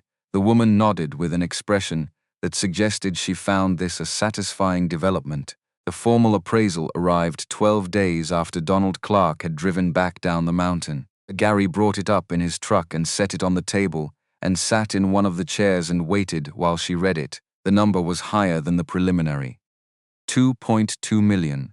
Full collection and cabin as an intact architectural site. Most significant single-site collection of Harold Whitfield's work ever documented. 3 comparable sales had occurred in the months since Donald Clark's last market assessment, all at figures above the previous ceiling. Read the number twice. "What are you going to do?" Gary asked. "Not sell," she said. He looked at her. "Nothing," she said. "Not the hawk, not the writing desk, not any piece. The private buyers who've already called, 3 of them, like one offering $650,000 for the hawk alone in cash. They would scatter it. The hawk to Virginia, the trout wherever, the cabin becomes a room with a nice mantle that nobody reads correctly. Right, and what Harold actually built. Not the objects, but the connection between the objects and the place they were made in and the person who finds them. That goes with the first piece that leaves. So what do you do instead? Gary asked. Looked out the window of the cabin at the clearing, at the stone path, at the ridge where the hawks circled every morning on the first thermals. I open it, she said. Brenda tells people about Harold. And I tell them about the compartments, and they hold the carvings, and they read what he wrote, and they understand what this is and why it matters. Harold hid 14 pieces for 50 years because he knew exactly who his family would hand this cabin to. The only way to make that mean something is to do the opposite of what his family did. Looked at the hawk on the shelf. The first piece worth keeping Harold had written, the one he put in the first compartment he built in 1990, which is, let people in. Let them see it. Gary was quiet for a moment. Ada said you were stubborn, he said. Brenda says that about everyone she respects, she said. She does, he said. Yes, she was on the porch 3 weeks later, working a piece of white oak scrap with one of Harold's chisels. She had been carving every evening by oil lamp, working through the technique notes in the journals. The first 12 attempts burned in the fireplace, and the 13th marginally less terrible when she heard a car on the road she didn't recognize. Old engine, a particular hesitation of a vehicle running on maintenance and hope in roughly equal measure. It came around the curve and parked carefully at the edge of the clearing. The person who got out was young. Early 20s, dark hair that needed cutting, a duffel bag on one shoulder carrying more than a day trip required. A jacket too light for November on this ridge. Stood beside the car and looked at the cabin with the expression she recognized from photographs of herself taken in the weeks after Thomas died.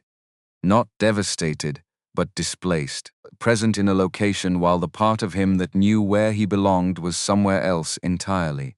She set down the chisel and walked to the edge of the porch. Can I help you? He shifted the bag on his shoulder.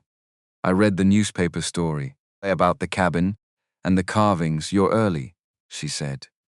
The Saturday visits had been running for 2 weeks, word spreading through Brenda's church and Edward's store window, and a flyer Gary had posted at the contractor's supply house in Asheville. It open until 9. I drove from Knoxville, he said. 2 days. She looked at him, the bag, the jacket, the car that almost certainly contained everything he currently owned. She recognized all of it, not the specific geography, but the structure of it. The way a person stands when they have been traveling towards something without being entirely certain it will exist when they arrive. When did you last eat? She asked. A pause. Yesterday morning. Come up, she said. I'll make coffee. His name was Kevin Moore. He touched the carved front door the way everyone touched it, not as a considered gesture but because the hand went there without asking permission. Opened it and he stepped in and stopped in the middle of the room. She didn't count the seconds. She just waited. He built all of this, Kevin said, every piece. Why did he hide them? She thought about the various ways she had answered this over the past 2 weeks to different people in this room, and how the answer kept finding a slightly different shape without changing its substance, because the people who were supposed to love him decided he wasn't worth keeping, she said. So he built something for whoever came next. Someone he knew his family would discard the way they had discarded him. He didn't know who, exactly what kind of person it would be. Kevin was looking at the mantel.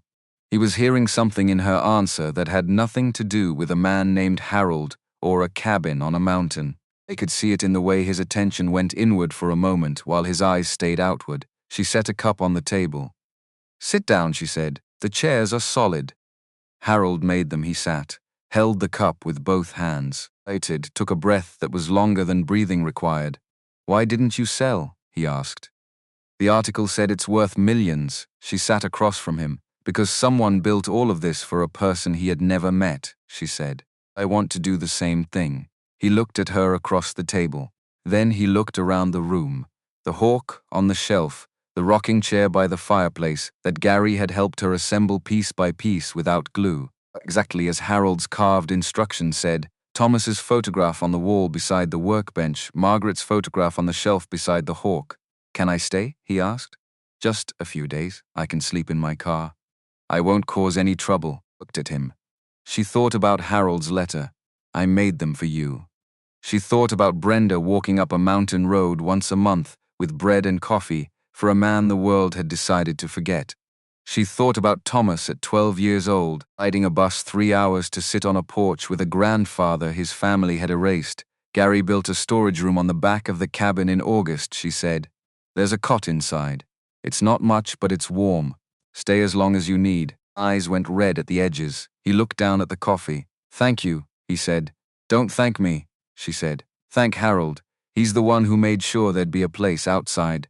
The November wind came off the ridge in a long, slow push. The cabin did not shift. It had not shifted in 60 years, and it did not intend to start now. Evan slept until almost 9 the first morning. She heard him through the storage room wall, the sound of a cot adjusting to someone sitting up on it, then feet on a wood floor, then the particular quiet of a person remembering where they were and deciding what that meant. She was already on the porch with coffee when he came out. He looked better than the night before.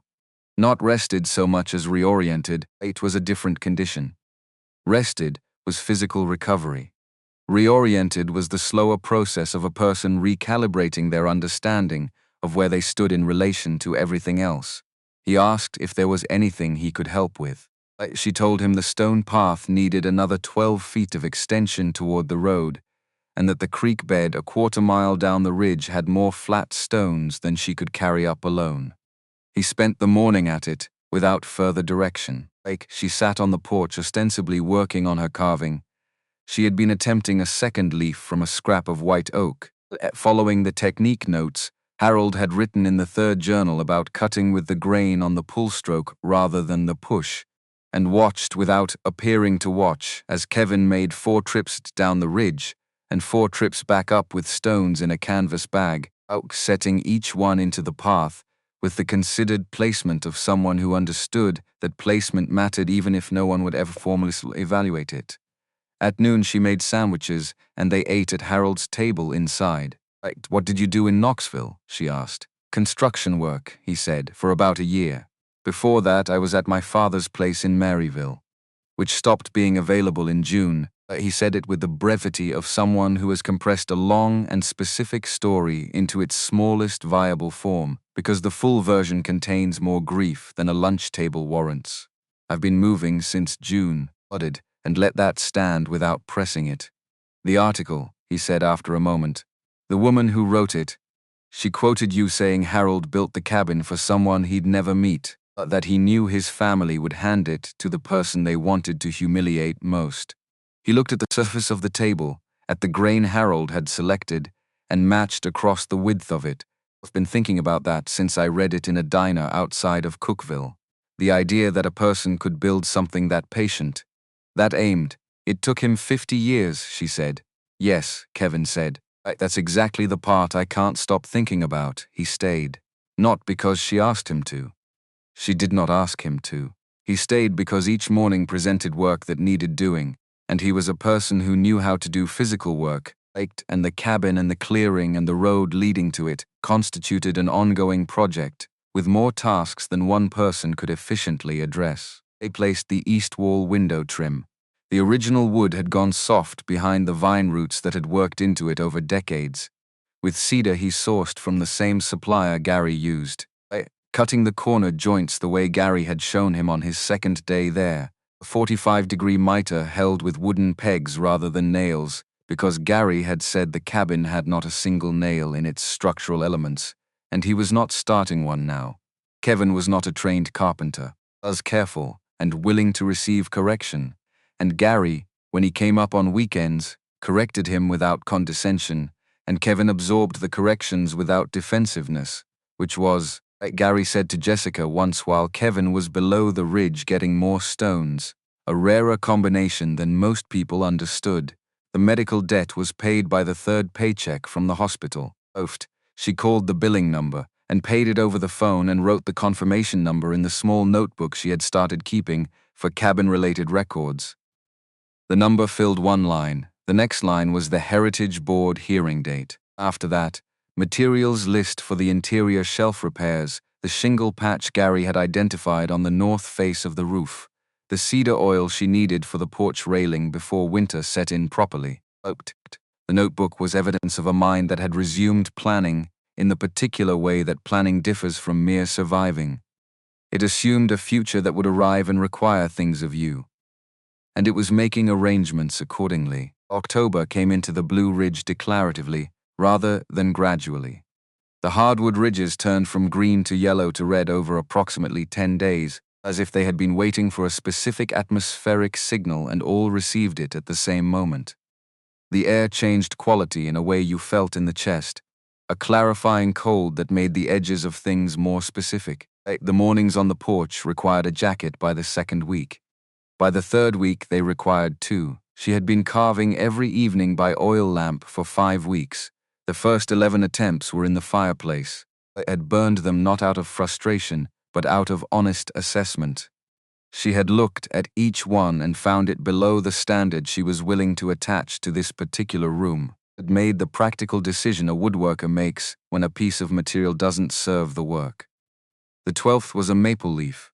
Simple, one plane of surface complexity, no overlapping elements. I spent 3 evenings on it, and it was credible, not good. Credible was the honest word. She put it on the shelf, beside the carved fox. The 13th was another leaf, better. Underside differentiated from the top surface, in the way actual leaves are differentiated. The veining more pronounced beneath, the surface fractionally rougher where the top is waxy. She spent 4 evenings on it. When she set it beside the 12th, the difference between them was visible in a way that constituted actual progress, rather than the wishful impression of progress. She was not attempting to become Harold, understood clearly and without sentiment that what Harold had done required things she did not possess in sufficient measure. 50 years of continuous practice, for one, a native visual intelligence for wood, that she might have in some small portion, but not in the portion he had been given. What she was doing was something different. She was learning the process from inside it. H was the only way to teach it. Not explain to an 11-year-old why cutting against the grain tears the wood fiber, then severs it until you had felt that resistance transfer through the handle of a chisel into the bones of your own hand and us arm, rather than understood from language what was happening, and why the correction was to change the angle of approach rather than increase the force. After 3 weeks of evening carving, Harold's journal descriptions began to carry a different weight. The words were the same words she had read the first night, but she was reading them now from inside an experience they described, rather than from outside an experience she was imagining. It was the difference between reading a map and having walked the road. Afternoon in the middle of October, reading through the third journal to prepare notes for a school group coming up on Saturday, a small rectangle fell from between 2 pages and landed on the table. Not paper. Photographic paper, black and white, palm-sized, the edges slightly curled from decades inside a journal that had been opened and closed a great many times, a woman standing in front of the cabin. She was laughing, not posed laughing, not the managed smile of a photograph taken with awareness, but the specific involuntary laugh that arrives when something has caught you completely unprepared and the response escapes before you can consider it. Her hair had been pushed sideways by wind. Her hand rested on the carved front door, in exactly the position where Jessica's own hand went the first night she arrived, without choosing it, because the carved surface invited the touch. And the photograph over, Margaret, August 1961. First visit, the cabin in the photograph was unfinished. The walls were standing, but there was no porch. The window frames were in, but had no glass. The clearing was rougher, closer to the structure, but the carved front door was already there. Harold had built the door first. Not the foundation, not the frame, the door, the thing through which someone would arrive. I had built the welcome before he had built the shelter, and Margaret had stood in front of it in August of 1961, with the wind in her hair, and laughed at something that was now 40 years beyond the reach of any record. Held the photograph for a long time. Then she stood and placed it on the shelf beside the hawk.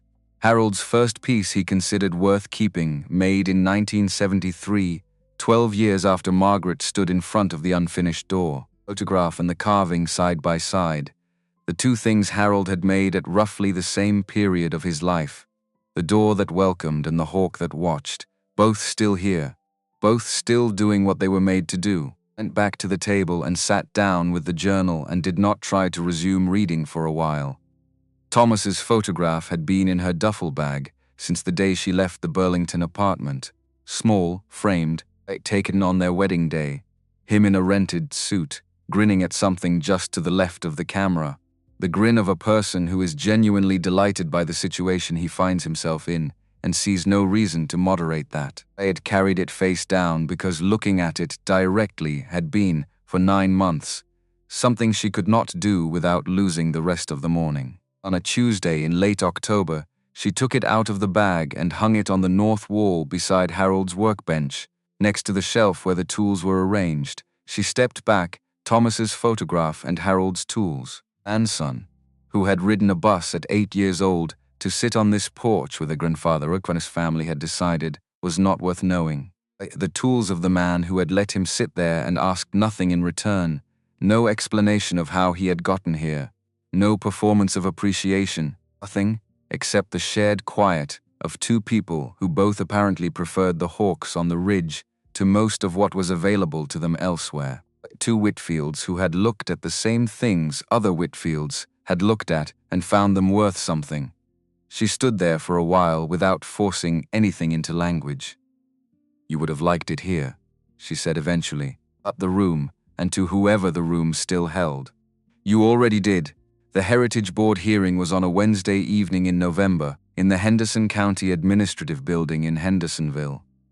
Fluorescent lighting, stackable chairs, a table at the front where 5 board members sat with water glasses, and the slightly formal posture of people conducting official business in a room that was built for other purposes. 11 people in the audience. Brenda had come. Gary had driven down after work. Edward White from the hardware store was there, which she had not expected. 3 people she didn't know who turned out to be local historians with interest in Appalachian material culture, a reporter from the Citizen-Times. Kevin in the back row. She had prepared notes and practiced at Harold's table for 3 evenings, asking questions from across the room. The skeptical questions a board member might ask about the provenance chain, about the relationship between the structural significance of the cabin and the portable works inside it, about whether a private structure constituted appropriate grounds for county designation. She spoke for 12 minutes. They talked about Harold building the cabin starting in 1961, after his sons restructured his land into a trust he could no longer access. She talked about the hidden compartments, the engineering of them, the stone hinge mechanisms, the line drawer with the lock that matched the cabin key's secondary gauge. She talked about 4 journals documenting the creation of specific pieces across 50 years. She read 2 passages from the journals. Diary 1990 entry about building the first compartment and placing the hawk inside it. And the last entry, written in February 2009, the cabin is finished. 14 pieces behind the walls. The drawer is sealed. The letter is written. Everything I can do to. And to whoever finds this place, she read it without annotation. It didn't require any. The board asked 4 questions. 2 were procedural, about the documentation of the ownership transfer and the relationship between the designation and the appraisal's conclusions. 1 was about the public access requirement and whether the existing Saturday visits would satisfy it. The 4th came from the member who eventually voted no, a man in his 60s who asked whether a private structure with disputed historical significance constituted appropriate grounds for county designation, by which he appeared to mean that this seemed like rather a lot of official weight for one man's cabin. The chair answered before Jessica needed to.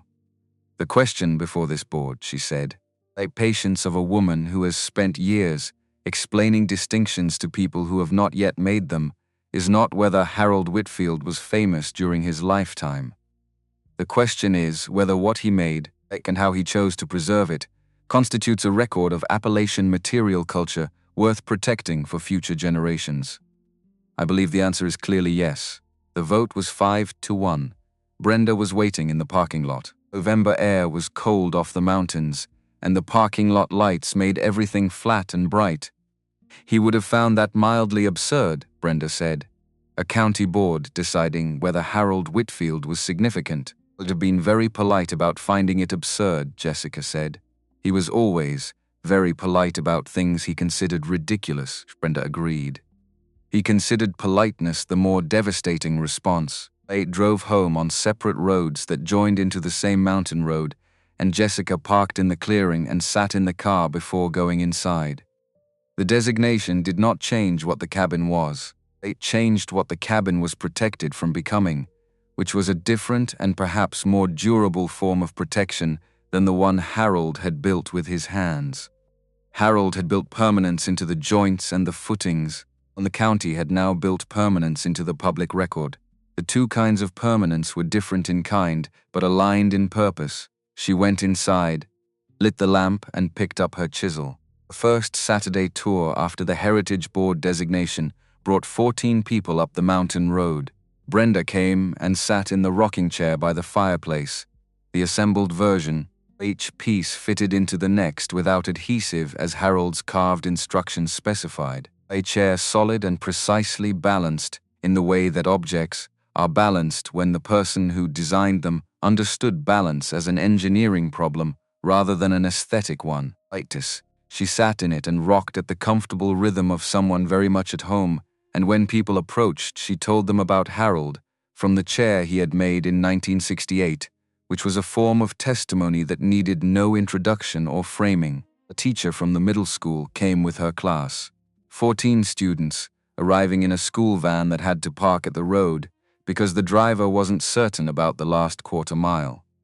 They walked up carrying their jackets, most of them, November cold, not yet cold enough to require wearing what you'd brought.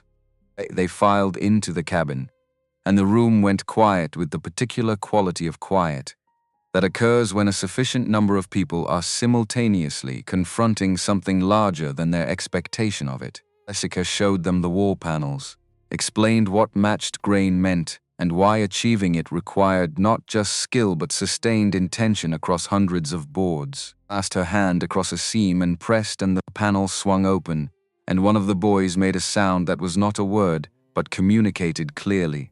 She opened each compartment in sequence. She let them hold the hawk. Angsty held it for approximately the same duration, long enough to turn it once, read the base, turn it again. A weight distribution that came from cutting the solid piece rather than building it up from smaller parts, and then passed it to the next person with a care that no one had instructed them to use. The care was automatic. Object communicated its own terms, and they responded to those terms without needing to be told what they were. A boy of about 11 raised his hand during the journal reading. "Can you teach me to carve?" he said. More hands went up before she finished processing the question. She looked at the 4 raised hands, at the hawk on the table, at Harold's tools on the workbench beside Thomas's photograph. "Come back Saturday," she said. They built the workbench on the porch the following weekend. Pine frame, oak surface, just solid enough to take a vise on each end and absorb the particular kind of use that beginning carvers subject a bench to. When they have not yet learned that the wood resists certain approaches and that the correct response is to change the approach rather than increase the force applied. I added 6 sets of beginner chisels and gouges from a supplier in Tennessee and set Harold's own tools beside them on the bench so students could see what a working master's tools looked like, how the handle shapes differed, custom, how the steel quality showed in the edge maintenance, what a tool looked like when it had been used with care for decades versus what it looked like when it had been used with force. She taught from the journals, not from the technical passages exclusively, though those existed and were detailed. Harold having written with precision about grain direction and blade geometry, and the difference between a gouge held vertically and the same gouge tilted, but from the project entries, descriptions of what he was attempting to make, and why, and what failed, and what he did about the failure. She read aloud and let students form their own conclusions about method before she explained the mechanics, like a 2-week sister, because she had found, in the first 2 weeks of teaching, that people who understood the reason for a technique before they learned the technique retained it considerably more effectively than people who learned the action before the rationale. Her own carving improved in the act of teaching. This was not a paradox. Explaining a process forced a precision of language that the practice itself did not require, and the precision of language backflowed into the precision of the hand. Noticed things about what she was doing with a chisel that she had not noticed before she had to describe them to someone else.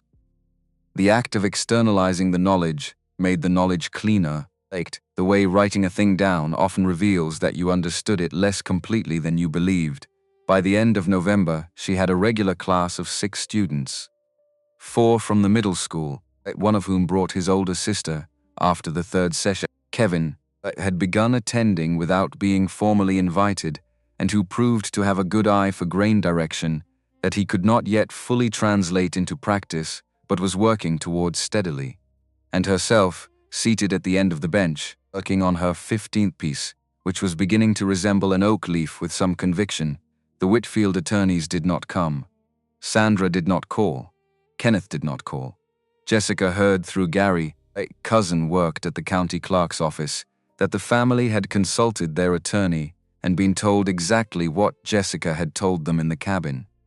The distribution was documented, the contents were included, and the journals provided provenance that would be extremely difficult to challenge in any jurisdiction. They had been told this, and had apparently accepted it as a final accounting. She never heard from them again. A Tuesday in early December, sitting in Brenda's kitchen with the blue plaid winter curtains that made the room feel smaller and warmer than the yellow ones had, she read aloud from the 4th journal. Thomas came up today, 8 years old, and he walked the last mile alone from the county road because he got off the bus a stop early. He sat on the porch for an hour before he said anything at all. When he finally talked, he asked about the hawks. I told him about the updrafts off the ridge. He watched for a long time without speaking. In the evening, he helped me stack the curing boards without being asked and stacked them correctly, with the spacers which I had not shown him. Watched me do it the previous evening and remembered. He left the same way he came, alone on the county road.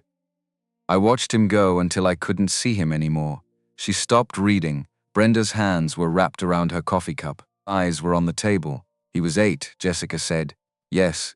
He figured out a bus route and rode it 3 hours and walked a mile and helped stack lumber correctly because he watched someone do it once. That was Thomas, Brenda said. As that kind of person from the beginning, she sat with it, with the specific quality of grief that is not for what is lost but for what was always already there.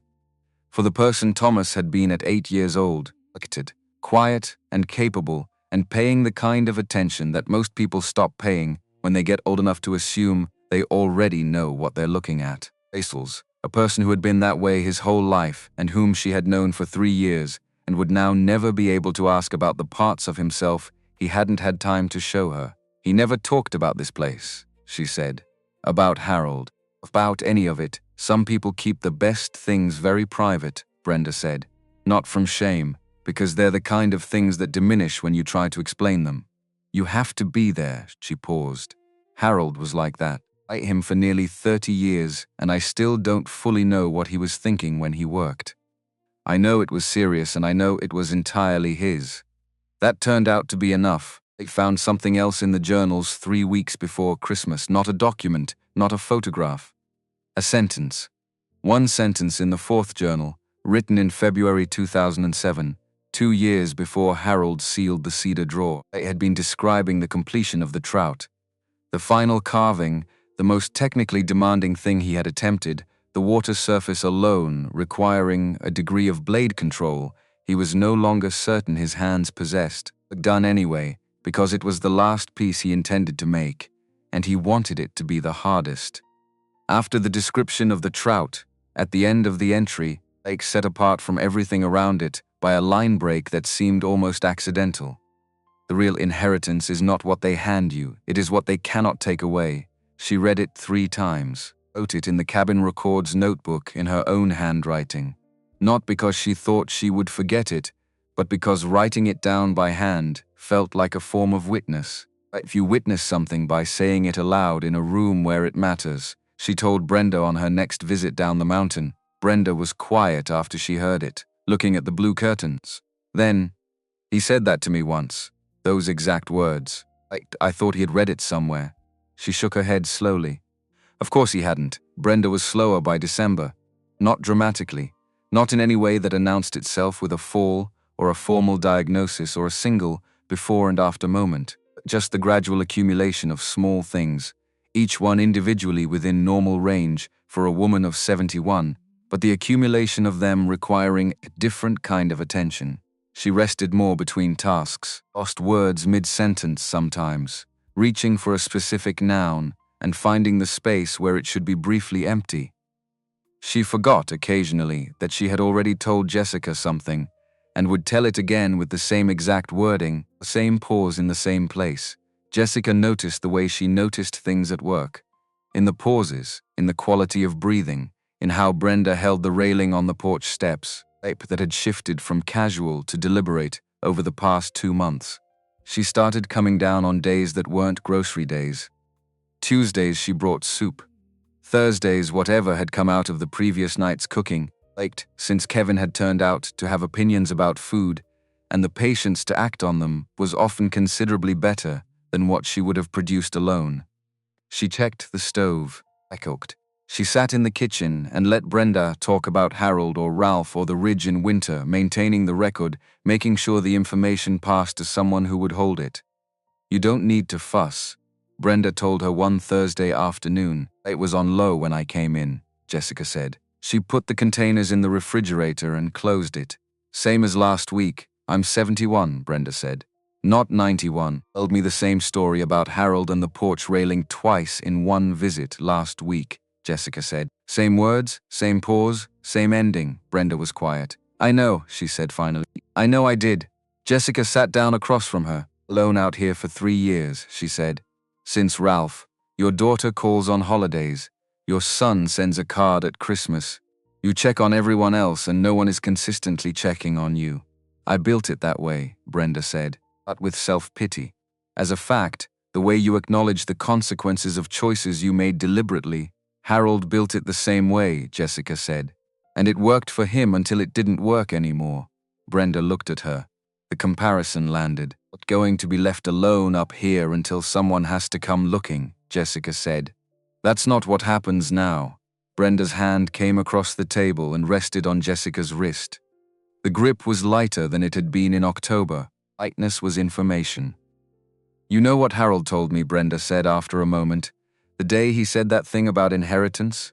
He said it after Ralph died. I had been sitting in the house for 2 weeks, and I wasn't eating properly, and I knew it.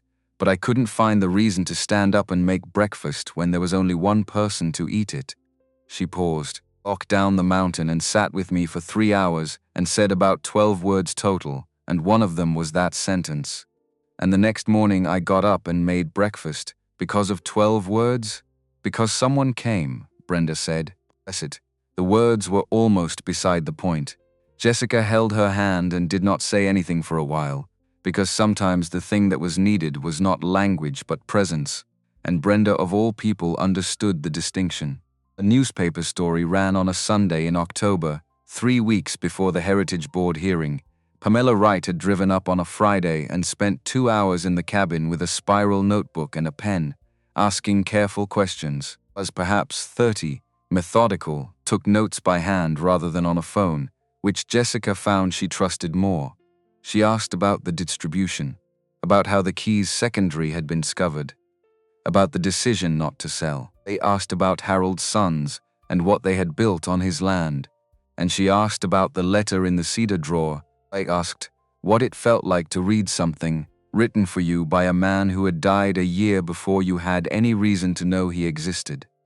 Jessica thought about that last question for a moment, like being seen by someone who wasn't there, she said, which is probably the most accurate description of what it was. The headline, when the story ran, Inside the Walls, the $2. Russian hidden legacy of a forgotten mountain craftsman. Her phone rang for 3 consecutive days. Gallery owners. A representative from a Smithsonian craft collection who said he was calling informally, but whose call was clearly not informal.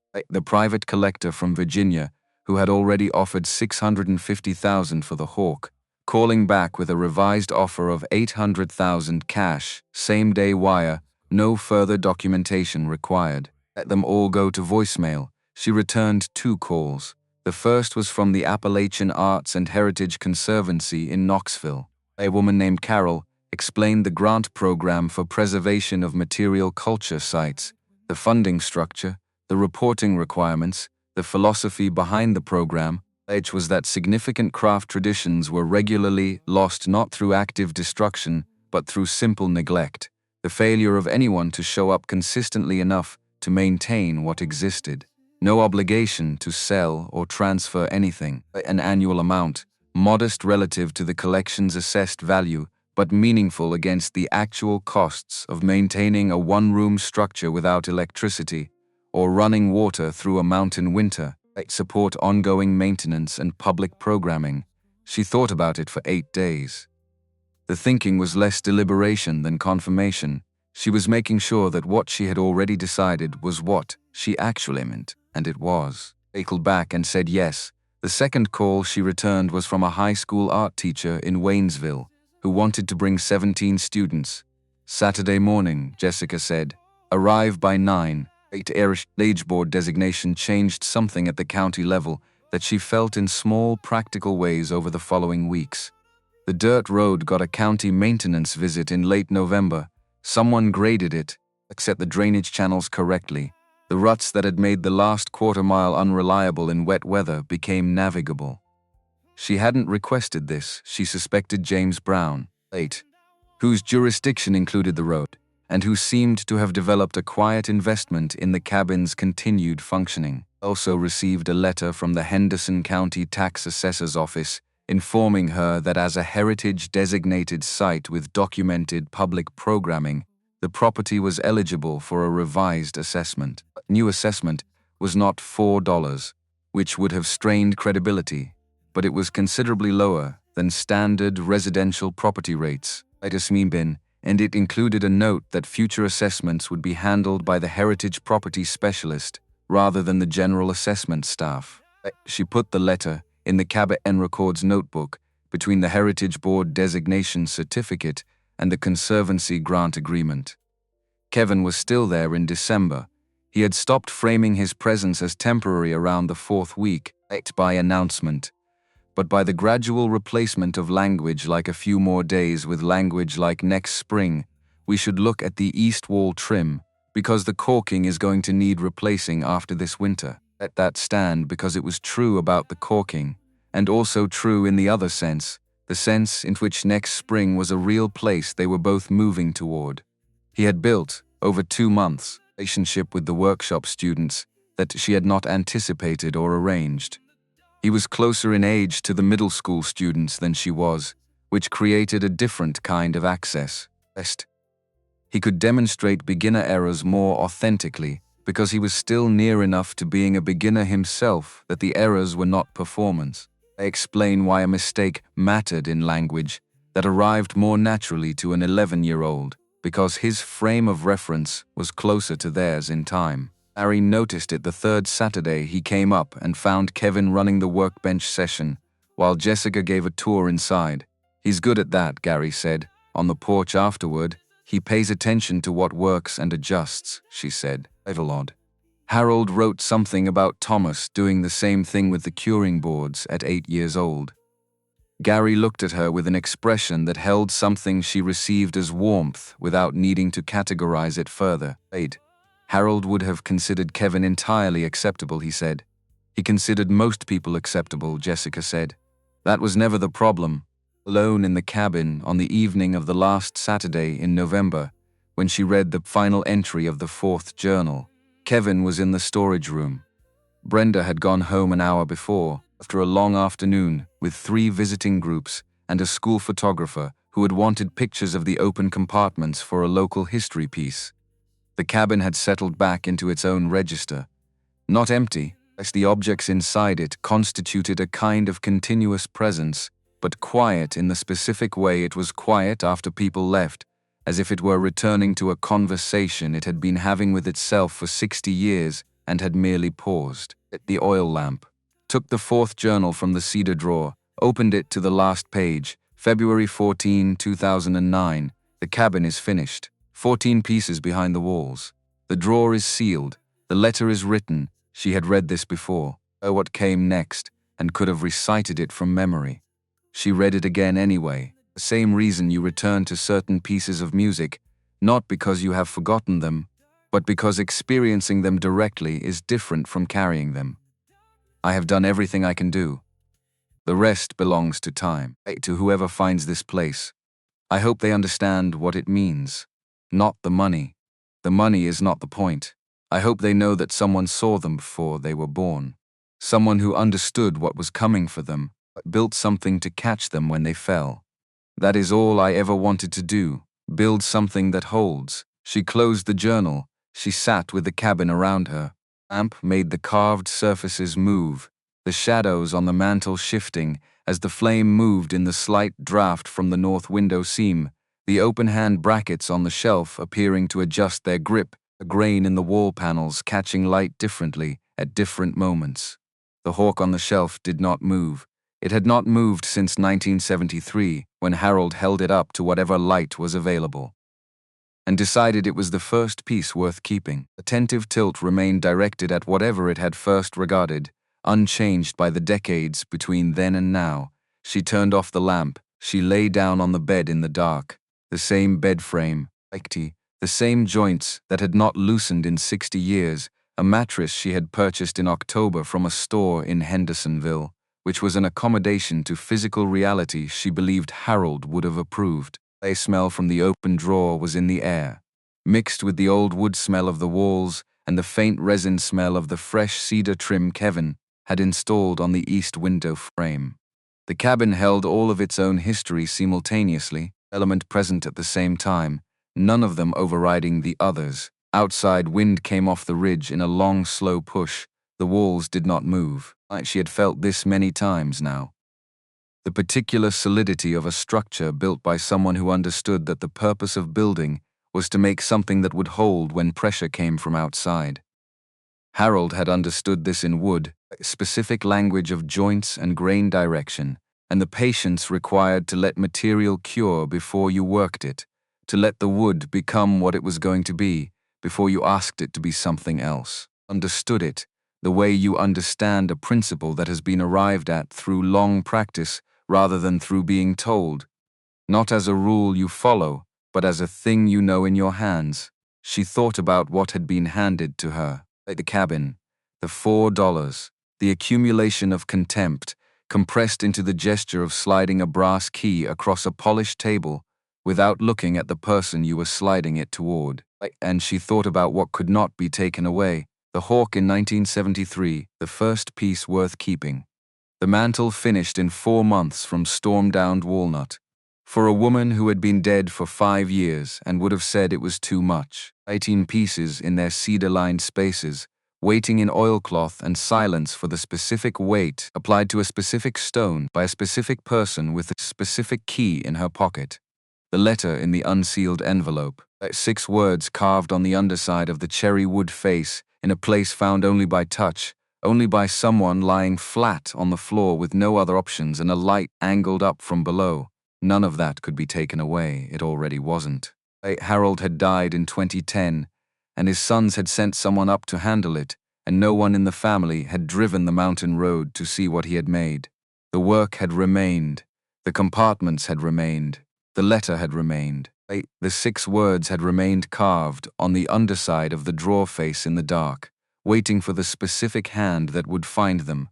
She thought about Thomas at 8 years old, watching Harold stack curing boards and memorizing the spacing without being asked to memorize it, then helping correctly the next day because he had paid attention once and that had been enough. That moment had existed, and it continued to exist in the way that moments exist inside the people who carry them. Even after one of those people is gone, she carried it now. Harold had written it down so she could. She thought about Brenda walking down a mountain road in winter with a bag of groceries for a man who had not asked for them, and would not have asked. He was the kind of person who chose solitude over the burden of being a need that someone else had to meet. She thought about what it meant to show up anyway, without being asked, without the asking. Thought about Kevin setting flat stones into a path with the careful placement of someone who understood that placement mattered even when no one would evaluate it formally.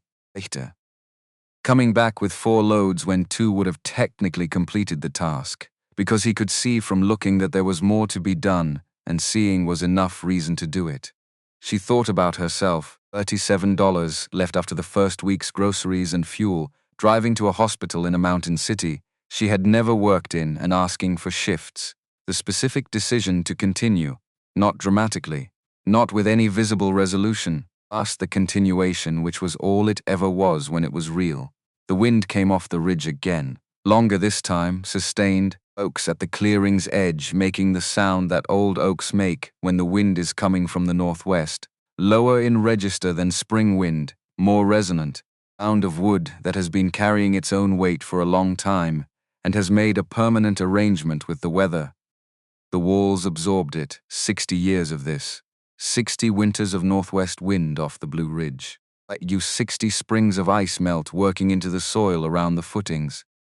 60 summers of the structural expansion that comes with heat and the contraction that follows when September arrives and the nights cool down again. Practice. Harold had dug the footings 16 inches into rocky, well-drained ground because he had understood, from whatever accumulated knowledge he brought to that first spring of building, that 16 inches in that kind of ground was what a structure needed if it was going to outlast the person who built it.